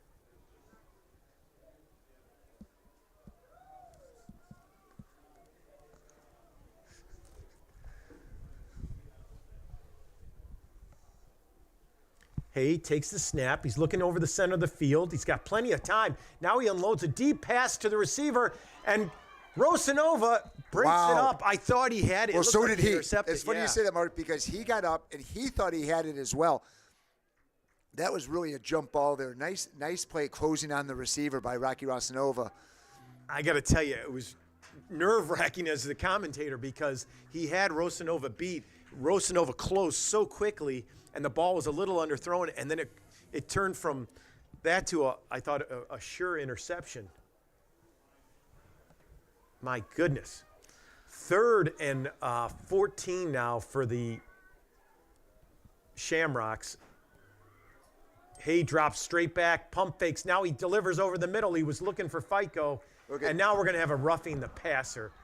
I don't know how in the world. It does not look like that was a roughing the passer. Let's watch this again. Oh. Well, tough call and a tough break against the Red Wings. Coach New obviously didn't agree with the call. You can see him on the sideline, and he is livid. That was Joe Rohde. I think it was just an aggressive play. I do not think that was a late hit. Yeah, I didn't see it, Mark, but the official was right there, and we did talk. They've been pretty flag happy all day, so. That's going to keep the Shamrock drive going. 1st and 10 now at the Red Wing 36. Fake to Callaway, and that was Flores. Wow. Now there's going to be a penalty for what, intentional grounding? Intentional grounding. I thought it was a fumble, Rick.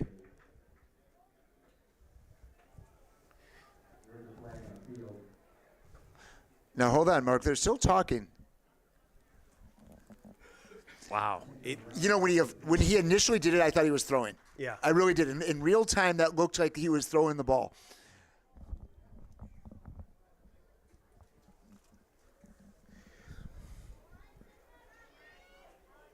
It was really close to a fumble. But that's all right. It's going to back them up now to their own 47-yard line, and it's going to be second in a country mile. So it's a loss of down. It's a huge play, right? A fumble would have been nicer, but I do think he did everything he could to throw that ball. Now he does a pump fake, and he unloads it down that far sideline, and it's overthrown. He was looking for number 12, Vince Curlow. And it looks like that was Jack Getz back there on the play. Good coverage. Not a lot of places to go with that ball.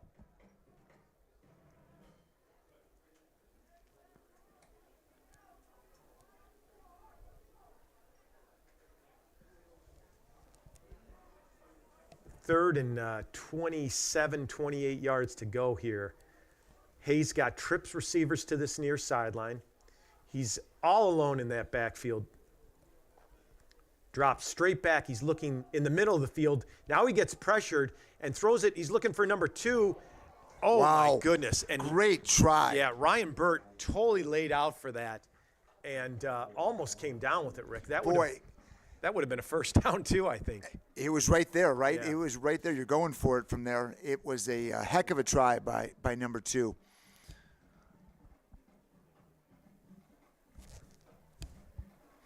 You saw them go a little bit more vertically on that drive, right? You saw 3 balls that were over 20 yards or so, which they hadn't done in the first 2.5 quarters, or at least much of. Looks like Bennett's bringing the house here on this. Oh, and they just missed it, Rick. I don't know how it was missed. Yeah. And then it gets a good Shamrock bounce. No, they sent the house on that, and it was like it went through somebody's hands because it was just a near miss. But that's going to allow the Red Wings to take over at their own 22-yard line. 5:11 to go in this third quarter, and let's see what the Red Wings can do on this drive.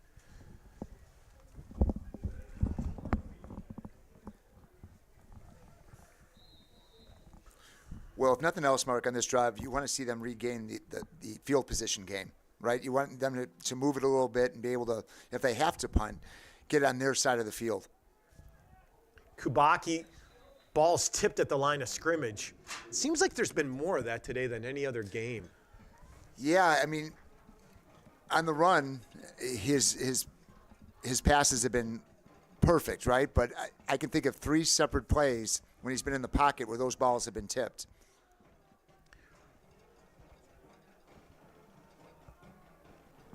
Rick, you mentioned the Iowa score. LSU beat Missouri 49-39. And in that Red River shootout, Oklahoma upset number 3 Texas 34-30. Kubacki runs left, breaks through a tackle.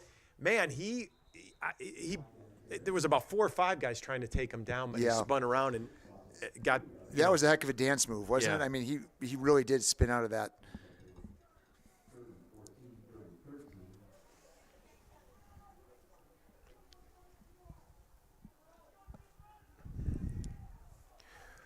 Rick, the Irish have a big game tonight against Louisville, number 25 Louisville, right? A big game. Another top 25 team on the road. This is a big play for the Red Wings here. 3rd and 12. Kubacki drops straight back, looks right, unloads it. He was looking for Wild. It looked like something was off. It looked like Wild maybe ran a different route, or he was expecting him to be shorter or something, but it didn't look right. You know, I'd like to see them go back to the well a little bit on that play. They had a Mikey Burke. It resulted in a fumble. Yeah. But it was a really, really well-designed play, and they didn't seem to have an answer for it in the middle of the field. So I hope the offense has been a little bit slow. I'd like to see if they go back to that. I don't like the way the field is flipped on us in this second half. Becker gets the punt off, and it takes a nice Red Wing bounce, and it's going to be down there at about the 39-yard line. But once again, pretty good field position for the Shamrocks. Listen, there's a guy I know. He loves his garden. That's Barry Krickow, who is out there working on his lawn. And just joined the telecast here. Joined at the right time here. We've been up 16-7. Thanks for joining, Barry. You know who we saw before the game? Former Benet Academy teacher and coach Brian Kibalowski. Coach Kibbs. Biggest calves in the country. What was going on with those calves? How did he get those calves so big? Implants. Something was going on there, Rick. I don't know. 1st and 10 for the Shamrocks. They're taking over at their own 39-yard line. Hey, hands off to Holloway over the left side, breaks 1 tackle, spins, and makes it about a 6 or 7 yard pickup. That's a nice run. I mean, he found some yardage out of really nothing there. I thought that was going to get bottled up at the line of scrimmage, but he was making some nice moves inside. That was 7 yards. 2nd and 3 for the Shamrocks. 3:40 left to go in this third quarter. Hand off to Holloway, same play over that left side. This time he's wrapped up, and I think he even lost a yard, Rick. Nice surge there by the right side of the Bennett's defensive line. Got to be careful here on 3rd down, Mark. They're allowing you to sleep on those last 2 plays, trying to run in between the tackles. Watch out for number 20 here on a long slant.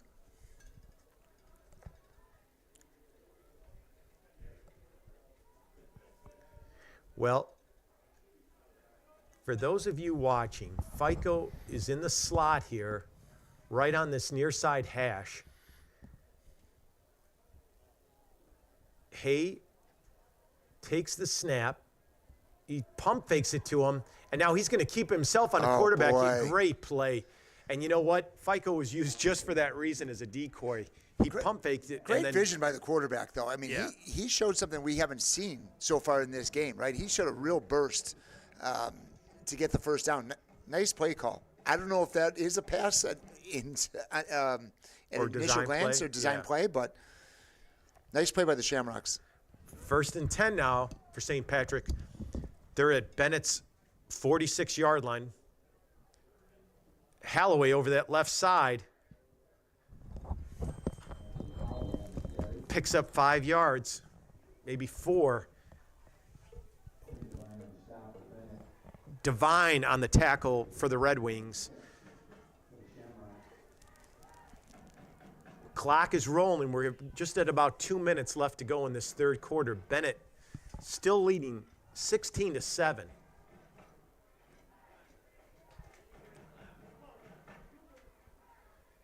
Hay quicks, but it's batted down quickly.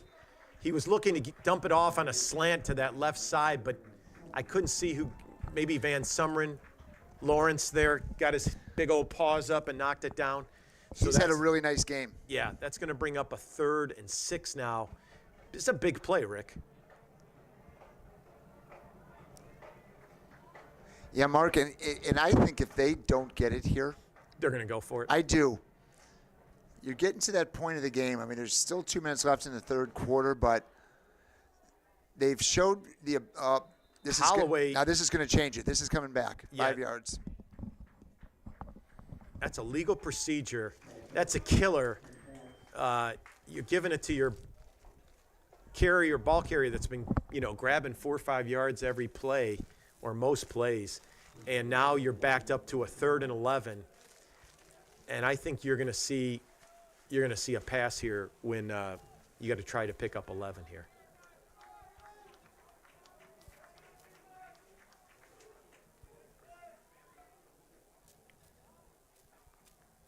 FICO runs straight down the field. Boy, there's a hole on Hay that side. rolls right, and he's brought down. It looks like it was picked off there. Let's see. Mikey Burke. He got it. He did. He picked it off at the 43-yard line. You couldn't really see it because of the line of Benet sideline players here. But Burke went down and scooped that up really nicely. Well, it was interesting because there wasn't a call initially, and he kind of turned to the official like, "You gonna I call got it?" Yeah, right? yeah. But that's a nice redemption story there after the fumble earlier to get it back on the other side. Was really helped out by a good pass rush there. So Benet will take over now. Much better field position to start this drive. The last few times we started way back in our own, 20, 10. And so we'll be starting at the 44-yard line. Kubacki takes the snap, fakes the handoff, drops straight back. Now he's going to unload it down that far sideline. Oh, boy. It hit Rosanova. I think it hit him in the breadbasket. Well, it was awkward because there were two players. It was very awkward play. He was double covered. The ball was a little bit underthrown and then ended up there. And I thought he had it for a split second, and he turned, and the ball hit the ground. I think what happens, Rick, is he had two different players kind of screen the ball. He probably lost that's it, what and happened. The ball just hit him right. I just watched the replay. Yeah. One guy actually goes down in front, blocks his vision, and then the other guy is right there. But that would have been good for the hat trick if he had caught that one. No doubt, no doubt.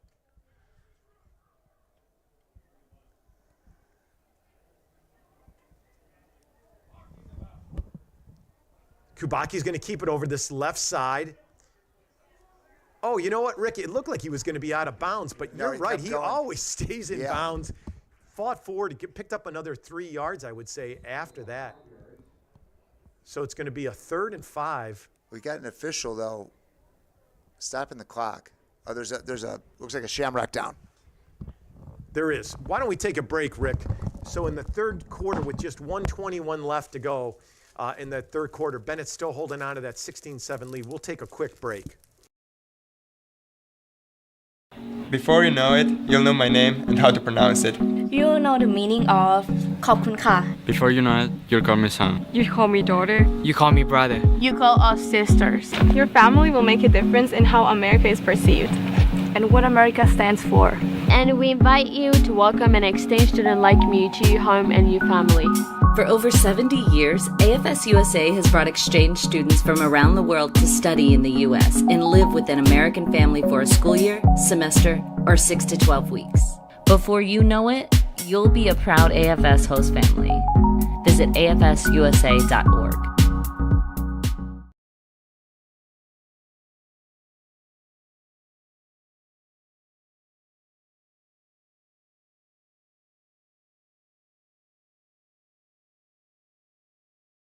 Sure, my family loves me. They bought me this sweet new collar. My dog bowl is always full of Fido's finest. Heck, they even take care of the personal stuff of my walk. come on, who does that? But what really sealed the deal for me was when they installed a security system from Forest Security. Hey, I'm no watchdog, you know? Forest Security offers the latest in technology and security for our home. Yeah, I'm pretty good at keeping an eye on things, but I also have stuff to do, like sleep and socialize. A smart security system can provide around-the-clock awareness and generate instant smartphone alerts. They let the family know if something is wrong or suspicious. They do all of the work for us, 24 hours a day, 7 days a week. You know what they say, you can't. Leo Soriano was the injured Shamrock, but he's up and he's walking back to the sideline, so we hope that he's doing better. And Benet now with a key 3rd and 5 from the, they're right at midfield, Rick. This is a big play.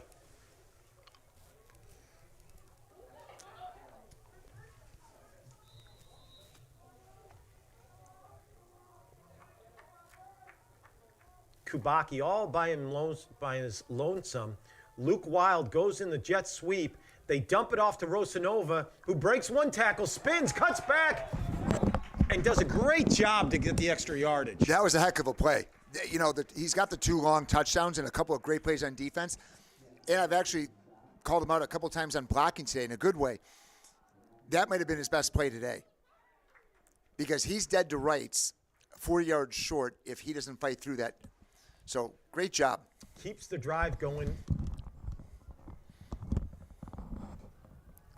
Rosanova down here on the near sideline. Trips receivers to that far side. Kubaki's.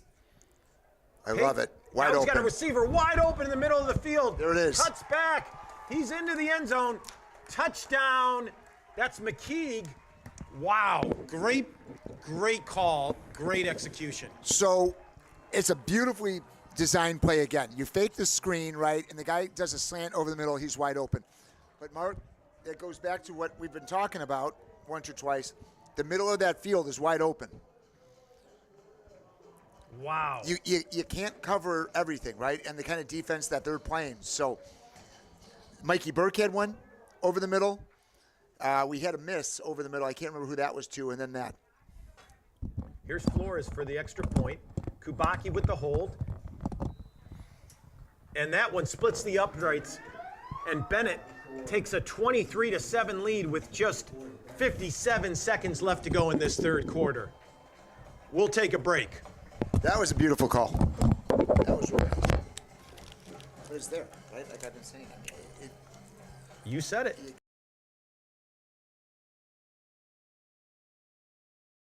Before you know it, you'll know my name and how to pronounce it. You know the meaning of ขอบคุณค่ะ Before you know it, you'll call me son. You call me daughter. You call me brother. You call us sisters. Your family will make a difference in how America is perceived and what America stands for. And we invite you to welcome an exchange student like me to your home and your family. For over 70 years, AFS USA has brought exchange students from around the world to study in the U.S. and live with an American family for a school year, semester, or 6 to 12 weeks. Before you know it, you'll be a proud AFS host family. Visit afsusa.org.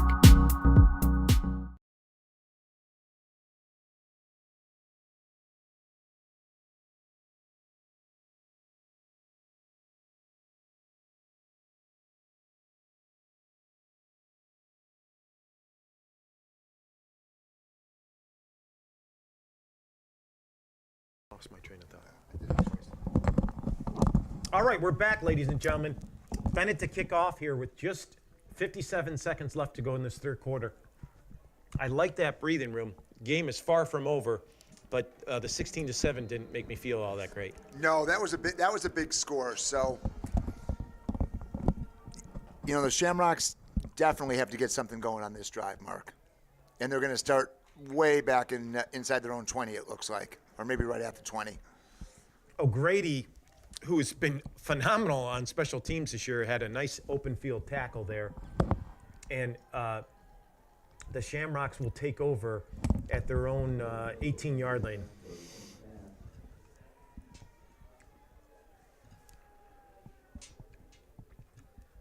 You know what I noticed there, Rick? I thought Flores usually handled kickoffs.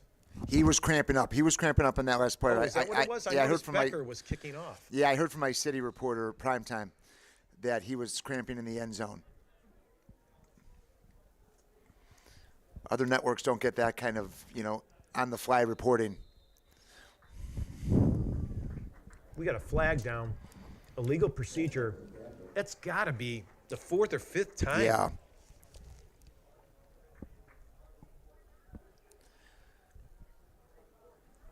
That is so frustrating. Listen, as a head coach or offensive it absolutely is. coordinator. But at this point, if you're the defensive coordinator, you can't take your foot off the gas, right? One big play.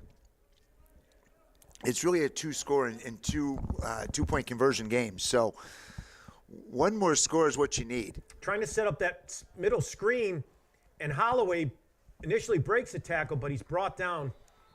Benet was not biting on that. Another flag.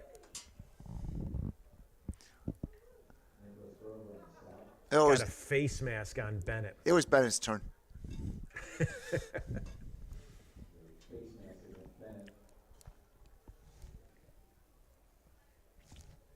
Flores in as Grover checks out.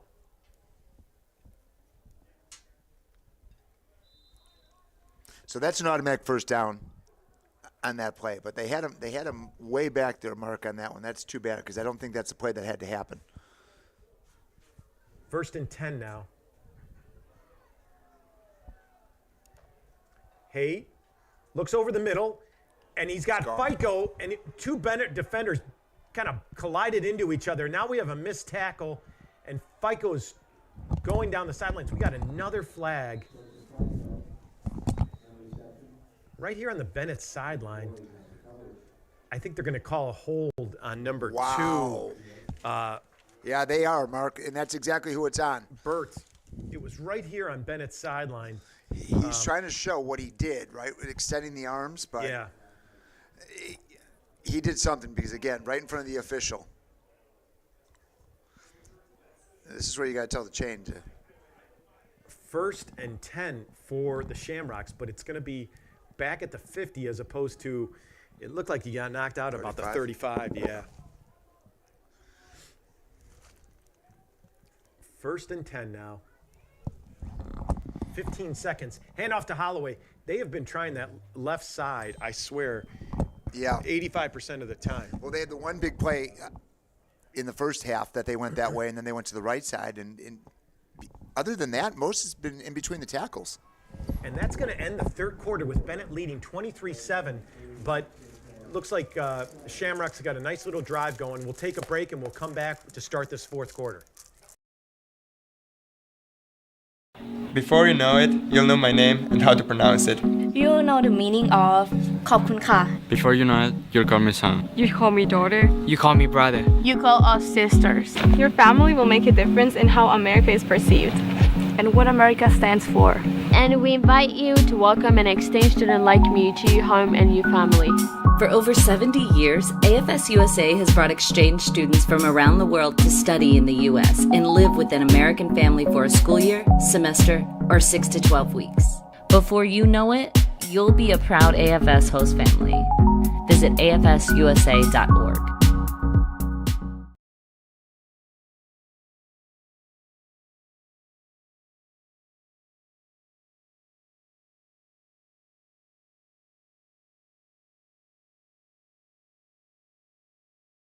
Ladies and gentlemen, Katie Guerin is in the booth with us. Breaking in, stealing candy. Stealing candy, of all things. Did you hear that, prime time?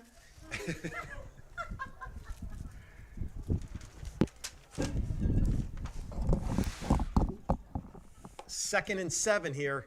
Hay rolls left, throws it out to this near sideline, and they're going to give the completion to number 2. That's Brian Burt. He's been mentioned a lot today. Yeah. And now they're going to have a 3rd and short, Rick. 3rd and a long one.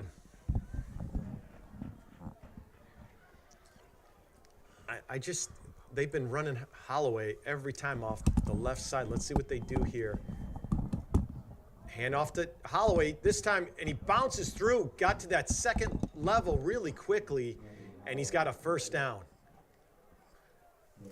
Man, he hit that line quickly. Danny O'Malley in on the tackle, but 1st and 10, and this drive continues for the Shamrocks.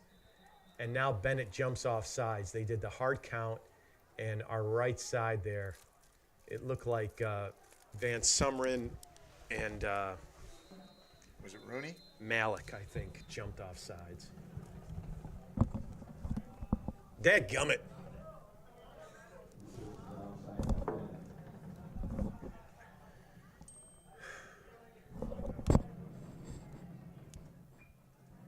What's the problem here, Rick?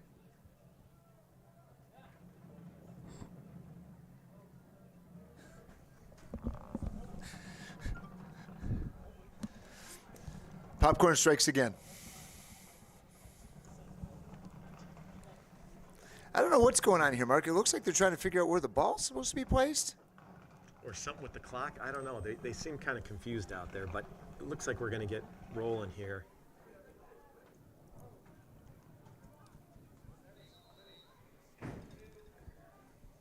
First and 5.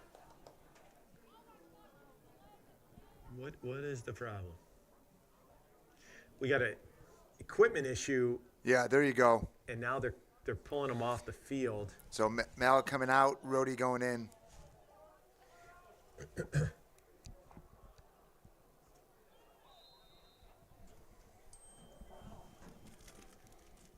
Hay rolls right, looks right, now throws it downfield. He's got a receiver there in the corner, but throws it out of bounds.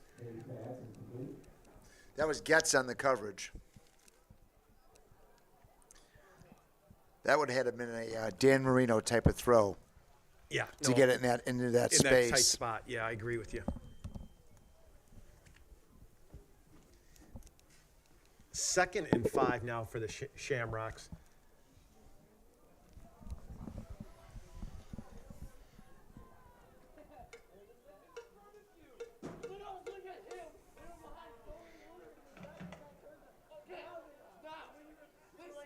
It just seems like it's really been choppy here in the last 2 minutes of this game.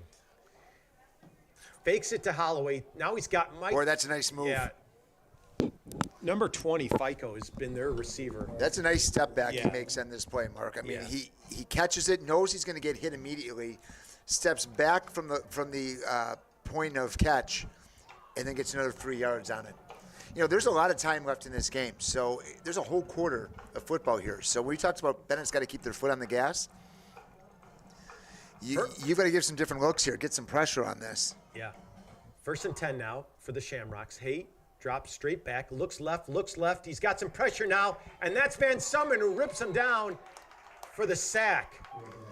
Boy, that's a huge play by Lawrence Van Sumeren. Will the thrill.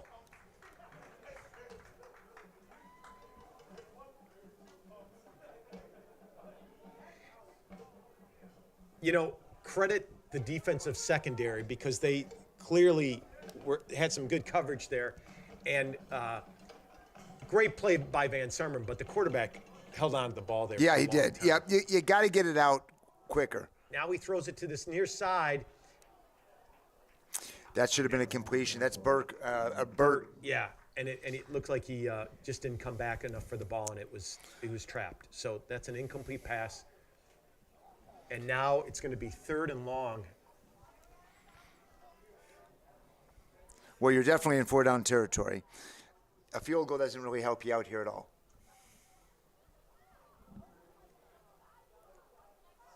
It's like 3rd and 16, 3rd and 17. He pump fakes left. Now he unloads it to Holloway in the flat, who makes a move. Boy, that's a... Quinn Devine on that one bit on a fake, and he just didn't come over and push him out of bounds. And he got another 6 or 7 yards out of it. A very manageable 4th down now, Mark. Yeah. So now it's going to be 4th and 4, Rick. And as you pointed out, this is 4-down territory, so they'll be going for it. He's got Holloway to his left. Watch him. And FICO is on this near side. Watch him. They're trying to get him to jump. There's some hard counts going on. Drops straight back. Now he looks for him on the slant, and that's Furt. That's a beautiful ball. And he's got it. Touchdown, Shamrocks. Beautiful ball.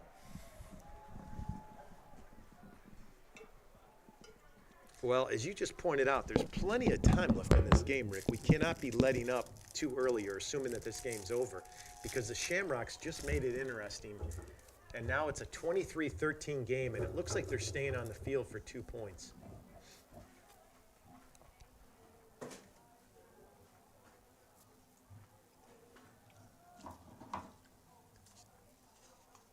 FICO here down on the near sideline. They've got trips receivers at the top. He looks to FICO the whole time on a quick slant, and looks like Ben Jones was on the coverage, and it's an incomplete 2-point attempt. So that'll leave it at 23-13 with 10-10 left to go in this ball game. We'll take a break.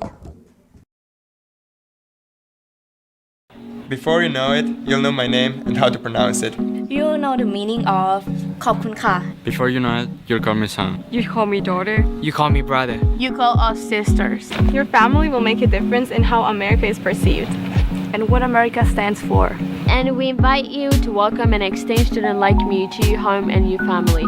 For over 70 years, AFS USA has brought exchange students from around the world to study in the U.S. and live with an American family for a school year, semester, or 6 to 12 weeks. Before you know it, you'll be a proud AFS host family. Visit afsusa.org.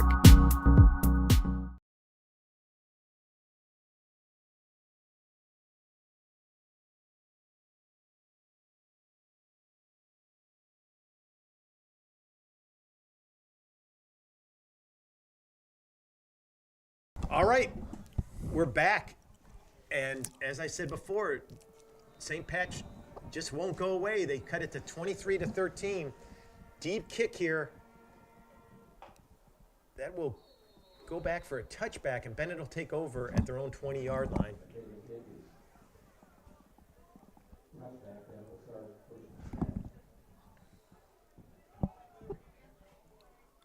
Beautiful day for football, though, huh, Rick?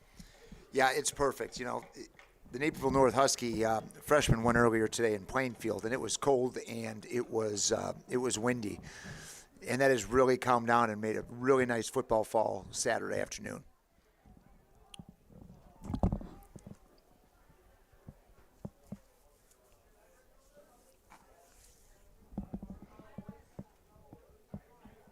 Rosanova down here at the near sideline.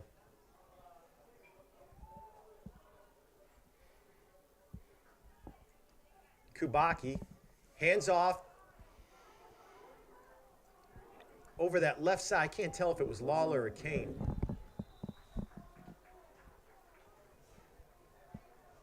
That was Lawler, and you know what? He had a really strong run. He hit the line really quickly and picked up a first down, so that'll move the chain, so it'll be 1st and 10 for the Red Wings at their own 30.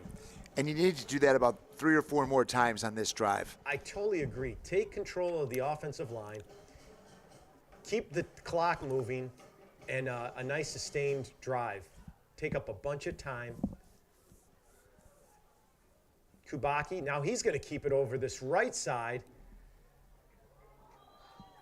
And he scrambles out of bounds, but not before picking up about 5 yards, Rick. And that's a design run, right? I mean, yes. That's a run all the way. And that makes him a better quarterback when he's able to do that and mix that in and give them that look.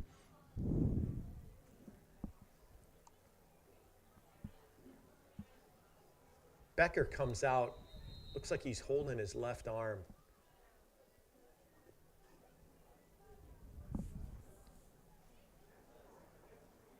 The officials are talking about something again here, Mark. They're earning their paycheck today.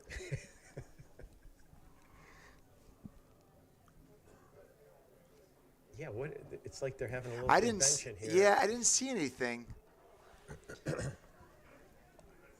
only 2 of them are talking. Maybe it's about something completely different. Candlesticks? Plans for this evening? I don't know, Rick.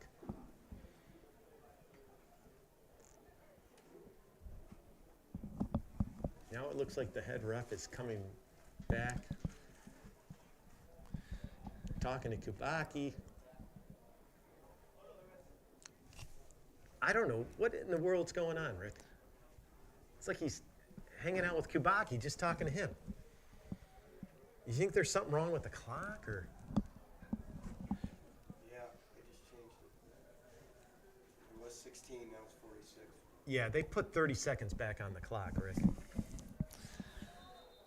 And now there's. Well, in all honesty, we did break for 2 seconds, so it might be time for something else. And now Becker can't come back in the game because he had come out. Yeah. So McKeague is coming in. McKeague's spread out here. Wild's in the slot. Doyle's in the slot on that far side. Hard count by Kubacki. The Shamrocks are not biting.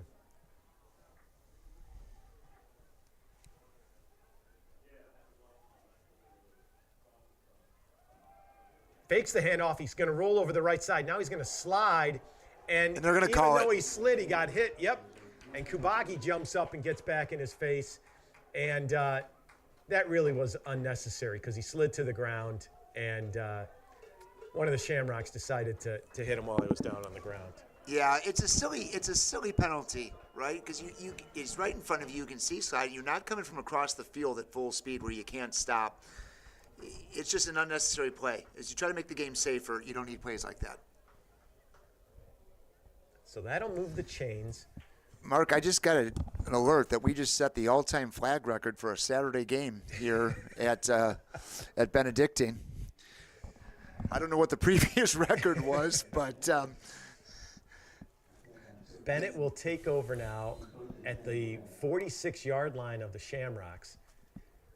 Kubacki, back on his own 49, drops straight back, looks over the middle. He's got some pressure, now tries to dump it off.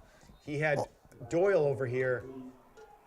Boy, that 77 laid on Kubacki a little bit longer than he probably should have. And the fans are getting a little feisty about and it. He's been pancaked twice by his 77 across from him, so let's see what happens on this play. Kane comes on. Lawler comes off.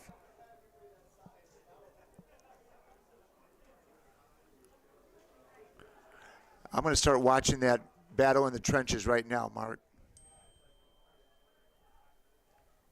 Kubacki, that's a design play to keep it right. Now he cuts back over the middle.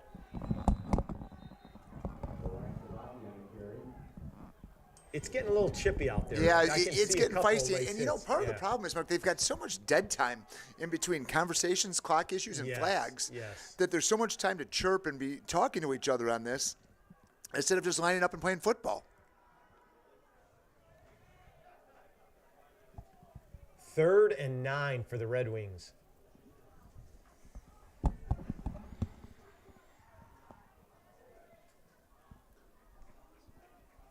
Lawler comes in motion.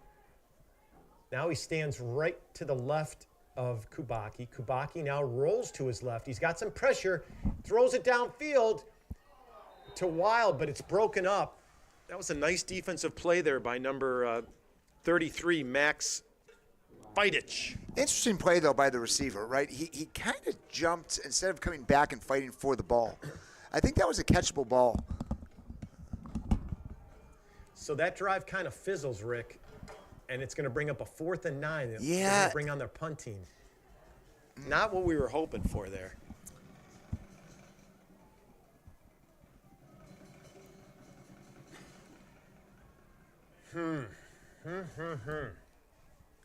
Becker at his own 42 gets it off, but there was a heavy rush. Now it's going to take a kind of a Benet bounce, not much. And they're going to take over at about their own, looks like a 13-yard line, Rick. Well, this defense has got to get a little bit of energy and get excited to get out there right now. It's very, very quiet on both sidelines, but Bennett's up by 10 points. 8:31 to go in this ball game. Benet is leading by 10. I just feel like we should have much more control over this game right now, and we don't. 10 points is great, but I feel like we should be up by a few touchdowns. Yeah, it's one of those weird games, Mark. It doesn't feel like a 10-point game. You're exactly right. It feels a lot more than that, but boy, Notre Dame, excuse me, playing the Irish theme there. St. Pat's has got plenty of time. Throws it out quickly to the flat here, and the completion to number 12, Vince Curio. That's a nice tackle by Ben Jones, number 8, the senior captain on this side. Closed on that very, very quickly, made a nice tackle. It's going to bring up a 2nd and 5 for the Shamrocks.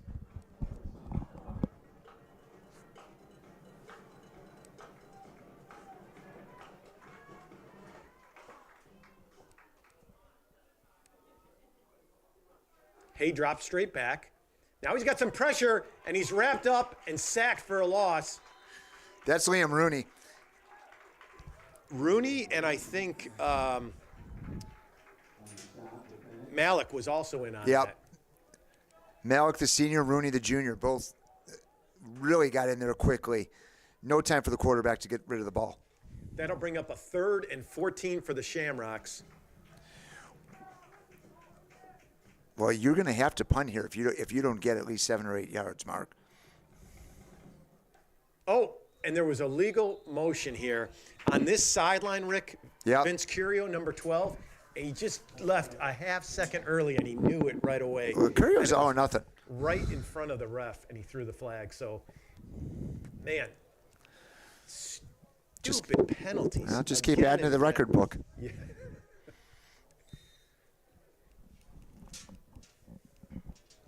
So that's 3rd and, 19 now for the Shamrocks? So, of course, you've got to watch Holloway. He's in the slot here.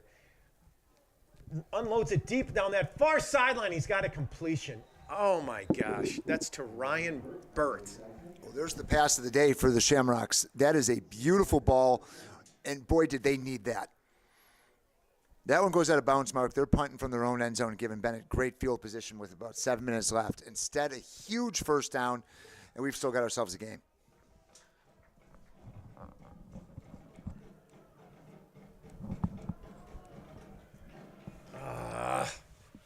That's all I can say about that one. 1st and 10 for the Shamrocks. Hand off to Holloway right up the middle, and he's going to pick up maybe a yard or two, Rick.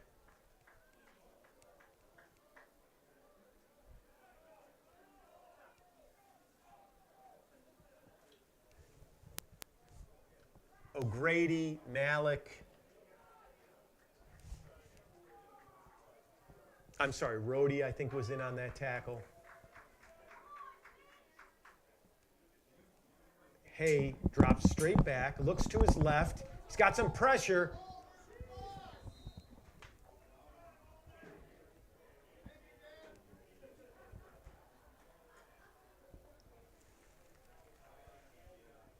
That'll bring up a 3rd and 9, Rick.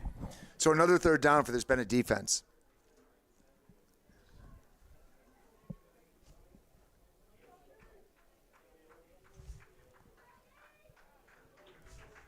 FICO in the slot over here on the near side, Rick. Watch him. 3rd and 9. Watch him look for this quick slant that they've been running. Hay looks over the middle, dumps it off to Holloway, who makes a move, but he's wrapped up and brought down at the 40-yard line. Really sure-handed tackle there. They just missed getting to the quarterback again, Mark, but they got 3 yards out of it, and you're in 4-down territory. That was Mikey Burke on the tackle. Did a nice job of wrapping it up.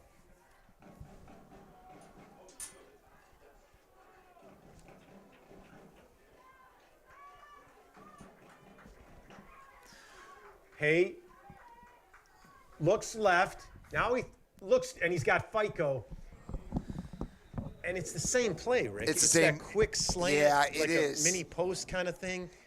And, it's 4th and 5, 4th and 4. You got to play up on it. You got to expect that that's coming, right? That's where they've had the most success all day. And now they're playing hurry up. 1st and 10 now, right at the 50. Hayes got some pressure. Now he throws a deep ball down this near sideline, but it's out of bounds. Furt looking for a flag. He had some contact out of bounds. Rosanova got tangled up out of bounds, and the St. Patrick fans got very upset when they saw that. 5:35 left to go in this ball game, Rick. 2nd and 10 for the Shamrocks.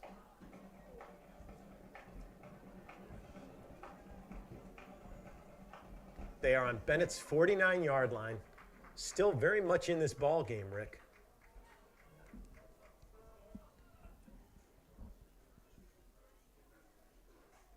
He looks right down the middle of the field, and he throws a post pattern here. You know, that's a good no call, right? On that play, you got 2 guys that are going for the ball. He was looking for Curio. I think that was Ben Jones on the coverage. So that'll bring up a 3rd and 10.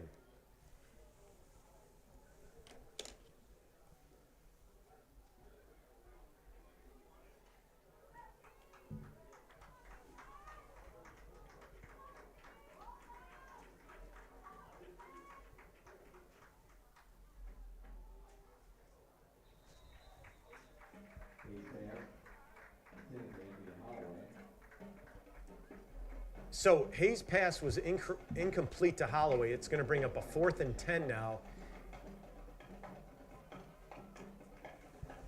I've been saying there's been some big plays, but this is really, really critical, Rick.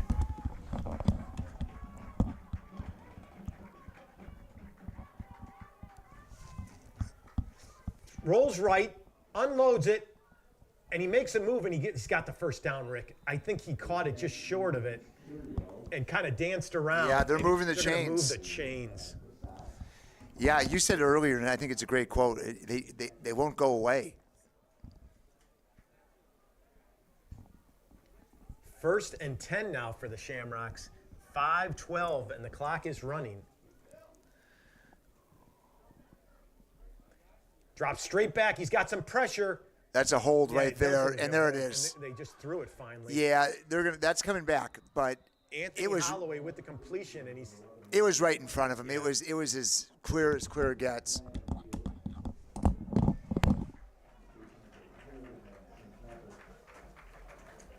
Some Benet fans have been calling for that the last couple of series, and they finally call it.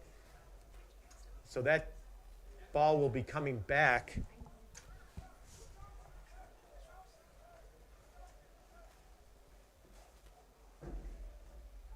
And if there was ever any question about the record, Rick, that most flags in a game, clearly. Yeah, it's definitely a record. 1st and 20 now. Hay drops straight back. Rolls right. Unloads it. He's got FICO, and he's going to be really close to a 1st down. Oh, boy. I got to tell you something, Rick. FICO, I don't know why we don't double up on him, do something. The kid's killing us. I can't believe he got out of bounds on that one, Mark. It looks like you got brought down. Yeah. Ball must have gotten out. Oh, no, they are running the clock. 4:39 left to go in this ball game. Hay, standing at the 31 of Benet, drops straight back. Now he's going to throw it to that far corner, looking for number 11, Holloway. Hayes getting more confident as the game goes on. His passes are looking a little bit crisper. He's throwing it into the right spot. Yeah, you're right. Early in the game, he did not have that kind of confidence. He definitely looked sharper. I agree with you on that. 2nd and 10 now. Clock stops at 4:29. Benet holding on to a 10-point lead, 23-13. This Benet defense has brought them to 3rd and 4th down a lot. Hay now throws it out to the far side. Wrapped up quickly, but he's in bounds. That was Curio, and it's going to bring up a 3rd and maybe 2 yards, Rick. 4:13 left to go in this ball game. This clock can't go fast enough.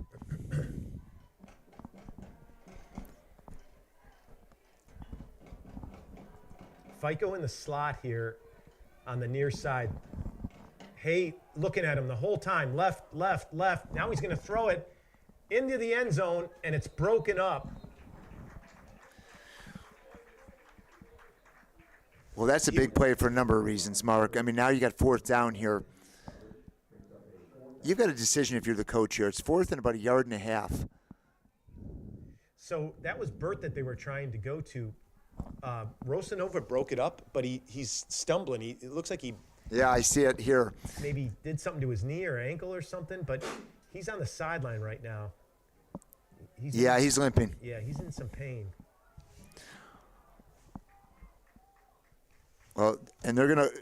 Rogalski and Hay rolls right. Boy, this is on the spot, Mark. This is going to be on the spot because I think they're going to give it to him.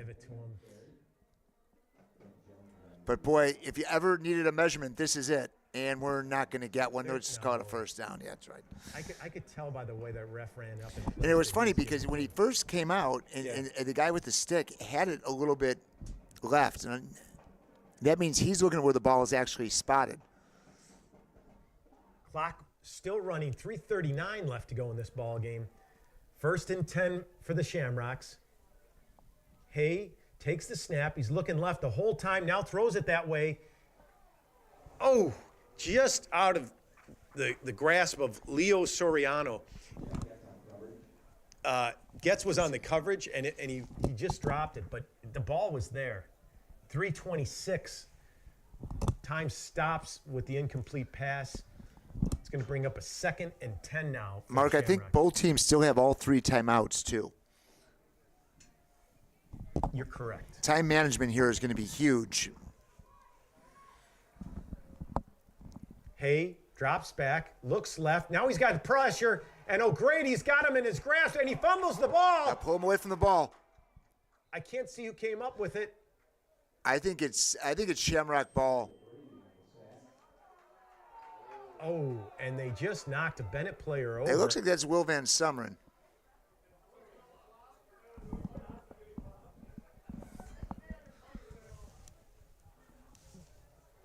But O'Grady comes up big, Rick. That's a huge sack.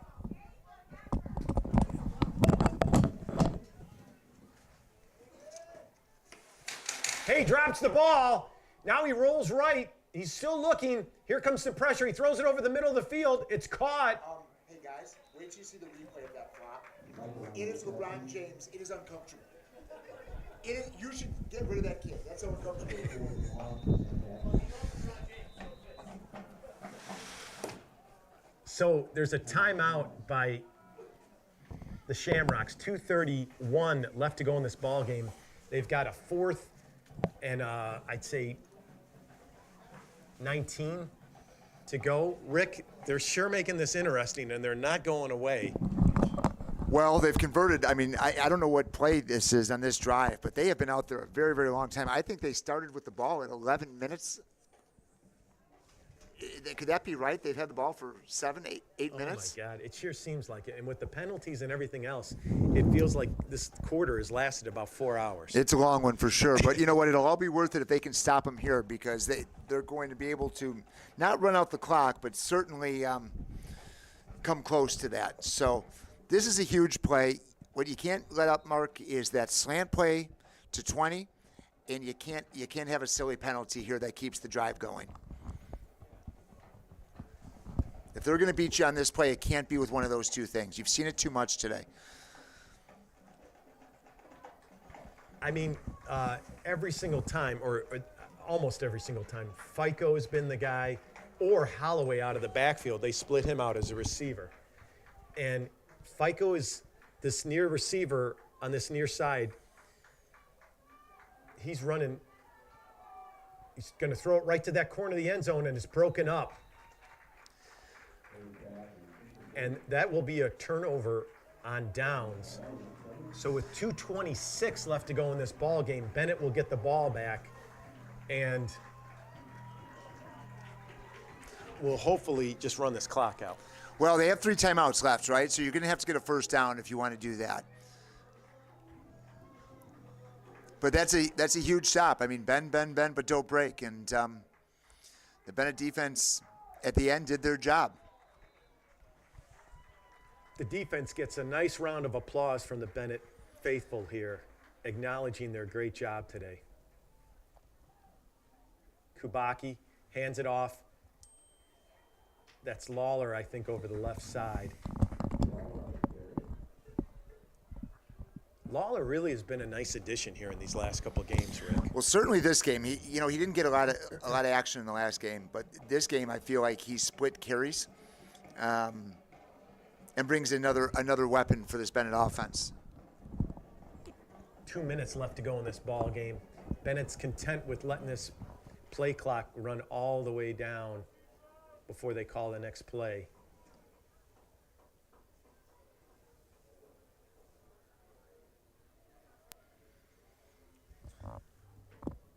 Well, Mark, if they can hold on to this one, it puts the Red Wings at 4-3 with a very, very tough matchup next week at Loyola, and always a great rivalry game with Providence in that last game, both on the road. Loyola will be Saturday, then you turn around in a short week and you play Friday night in New Lenox, Illinois, and it'll be fun to watch. Timeout by St. Patrick with 1:28 left to go in this ball game. It's going to be a 3rd and 6, Rick. Yeah, Loyola is a program, man. They rolled over IC last night. We saw some of that game. And Providence has a similar record. They're going to be fighting for a playoff spot, too. I have a eerie feeling that both teams are going to enter that game 4-4, and whoever wins that game will be going to the playoffs. But let's not get ahead of ourselves. Right. I mean, I'd still like to see the scoreboard at 0 on this one, and with us having more points. But I feel pretty good that this one is almost in the bag. Next week will certainly be a tough battle, as Loyola is one of the premier teams in the state. Mikey Burke in at X. Kubaki, all by his lonesome there in the backfield, takes a snap, and he runs over that left side. Another spin. Look at him. Breaks 2-3 tackles, and he's got a first down. Gotta love that kid, huh? Beautiful, beautiful run. I mean, there's that dimension that's been missing a little bit, right? That confidence and that looseness of letting him take off. I like the idea of him carrying it there too, Mark, and not handing it off. Keep it in his hands. 1st and 10 now for the Red Wings. 1:10 left to go in the game. Victory formation, Mark. And now we've got a flag. Well, it was time. In all honesty, you had to throw one more before this one was over. This will be interesting to see what they call on. He might make something up here. But it's going to be against the Red Wings.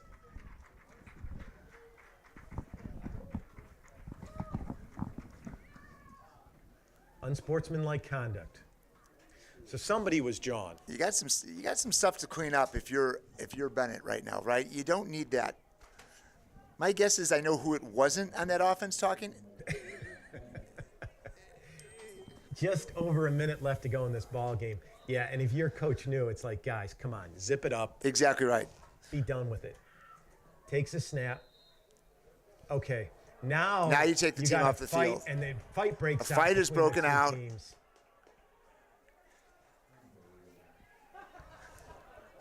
The PA announcer just said unbelievable. You know, you're in a victory formation, and you guys are obviously saying stuff. Well, then when you're in a victory formation, you don't blast across the line, exactly. right? I just saw it again, and that is absolutely uncalled for. It's Bush League. And I think they're going to call the game right here, Mark. Before somebody gets hurt or something stupid. I mean, it's just silly. It really is unfortunate because you hate to see this.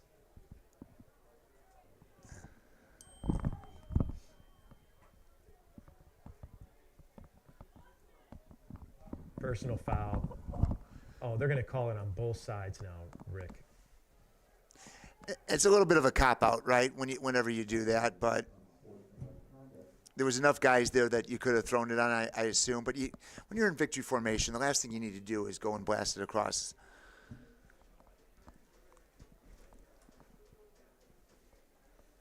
Well, I think the refs. And they're telling him right now, Mark, I'm sorry to interrupt, but right now they're telling that defensive line, and they're pointing to the coach and saying, that happens again, you're going to be ejected maybe from this game, maybe from the next game. I don't know how they work it, but no, I was just going to say that you need to get control of the game. That was good officiating right there, who literally took 55 and 77 and moved them back.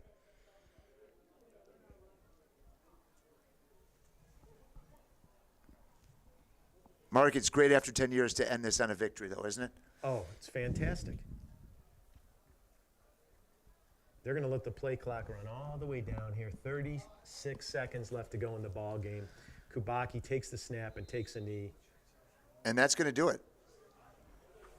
So, great victory for Benet. Great victory. Pull off the 23-13 victory. Still have playoff hopes alive. Like you pointed out, they're going to have to go out and play Loyola next week, and then need a win either against Loyola or Providence in order to be playoff eligible. That's it. Thank you to Benedictine, to everybody at Benet, obviously. Great job, Rick. It's been a pleasure working with you. Sure has, Always Marcus. enjoy being in the booth with you. Thank you, buddy. Fantastic job, Thank buddy. you. Great job. All right. We're going to sign out, and let's go Wings. Go Wings.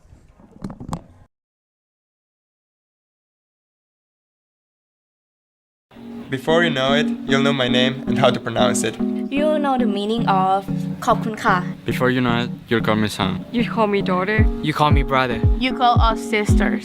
Your family will make a difference in how America is perceived and what America stands for. And we invite you to welcome an exchange student like me to your home and your family. For over 70 years, AFS USA has brought exchange students from around the world to study in the U.S. and live with an American family for a school year, semester, or 6 to 12 weeks. Before you know it, you'll be a proud AFS host family. Visit afsusa.org.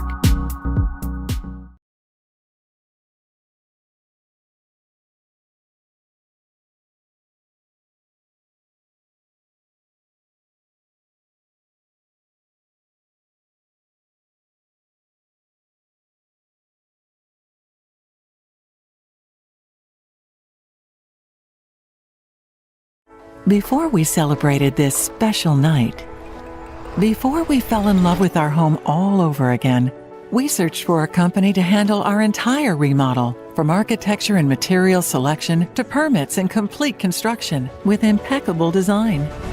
We found Heirloom. Visit the Heirloom Design Build Center in Lincolnwood to explore your home's potential. Heirloom, architects, builders, remodelers. Your project begins at heirloom.com.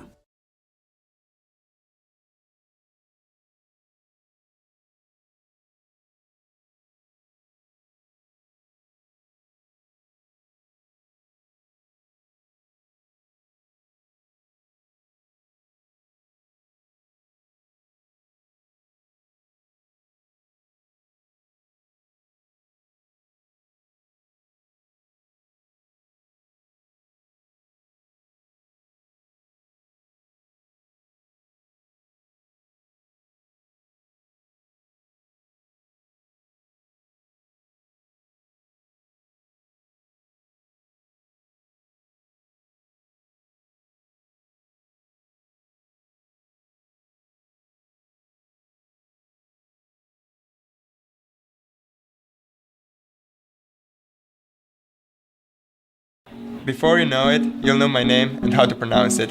You know the meaning of ขอบคุณค่ะ Before you know it, you'll call me son. You call me daughter. You call me brother. You call us sisters.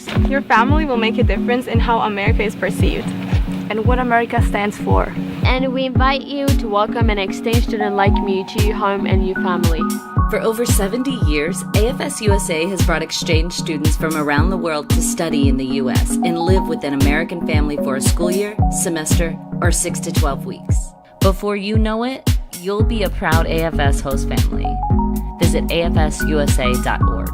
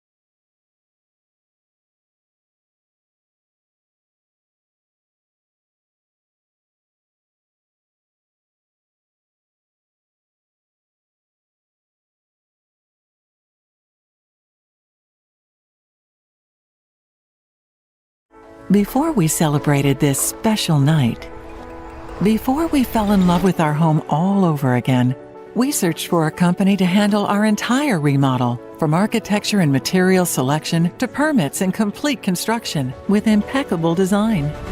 We found Heirloom. Visit the Heirloom Design Build Center in Lincolnwood to explore your home's potential. Heirloom, architects, builders, remodelers. Your project begins at heirloom.com.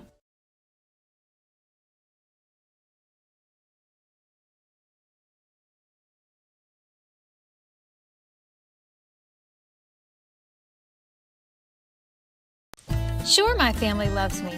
They bought me this sweet new collar. My dog bowl is always full of Fido's finest. Heck, they even take care of the personal stuff on my walk. Come on, who does that? But what really sealed the deal for me was when they installed a security system from Forest Security. Hey, I'm no watchdog, you know? Forest Security offers the latest in technology and security for our home. Yeah, I'm pretty good at keeping an eye on things, but I also have stuff to do, like sleep and socialize. A smart security system can provide around-the-clock awareness and generate instant smartphone alerts. They let the family know if something is wrong or suspicious. They do all of the work for us, 24 hours a day, 7 days a week. You know what they say, you can't trust a dog to watch your house or your sandwich. Call Forest Security today. Call us today at 708-452-2000 or visit forestsecurity.com.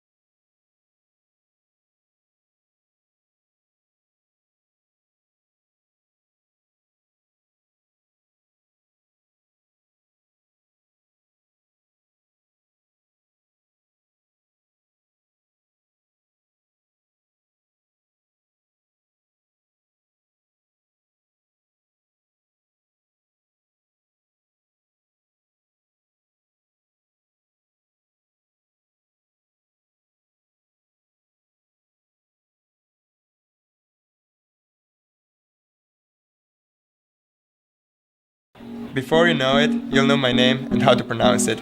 You know the meaning of ขอบคุณค่ะ Before you know it, you'll call me son. You call me daughter. You call me brother. You call us sisters. Your family will make a difference in how America is perceived and what America stands for. And we invite you to welcome and extend student like me to your home and your family. For over 70 years, AFS USA has brought exchange students from around the world to study in the U.S. and live with an American family for a school year, semester, or 6 to 12 weeks. Before you know it, you'll be a proud AFS host family. Visit afsusa.org.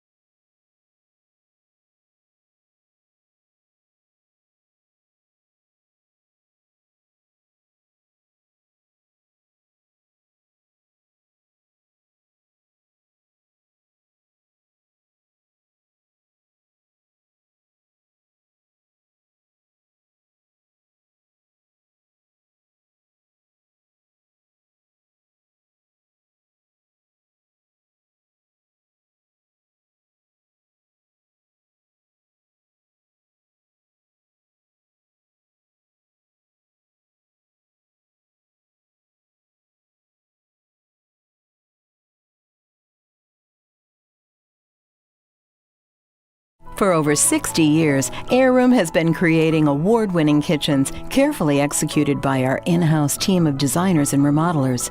With a renewed focus on spending quality time at home, Heirloom has created its most affordable kitchen transformation program yet. Introducing the Revive Kitchen. Imagine custom-made cabinetry, quartz countertops with a waterfall-wrapped island, soft closed drawers featuring walnut interiors, even an invisible phone charging station in multiple colors, styles, and configurations designed to fit almost any home. Over 14 upgrades in all. Call the number on your screen to set up a free design consultation, which includes 3D color renderings of your project. This limited time introductory offer can be yours for as little as $4.99 a month with zero money down or zero interest and installed in as little as 3 weeks. The Revive Kitchen, with all the luxury and experience Heirloom is known for.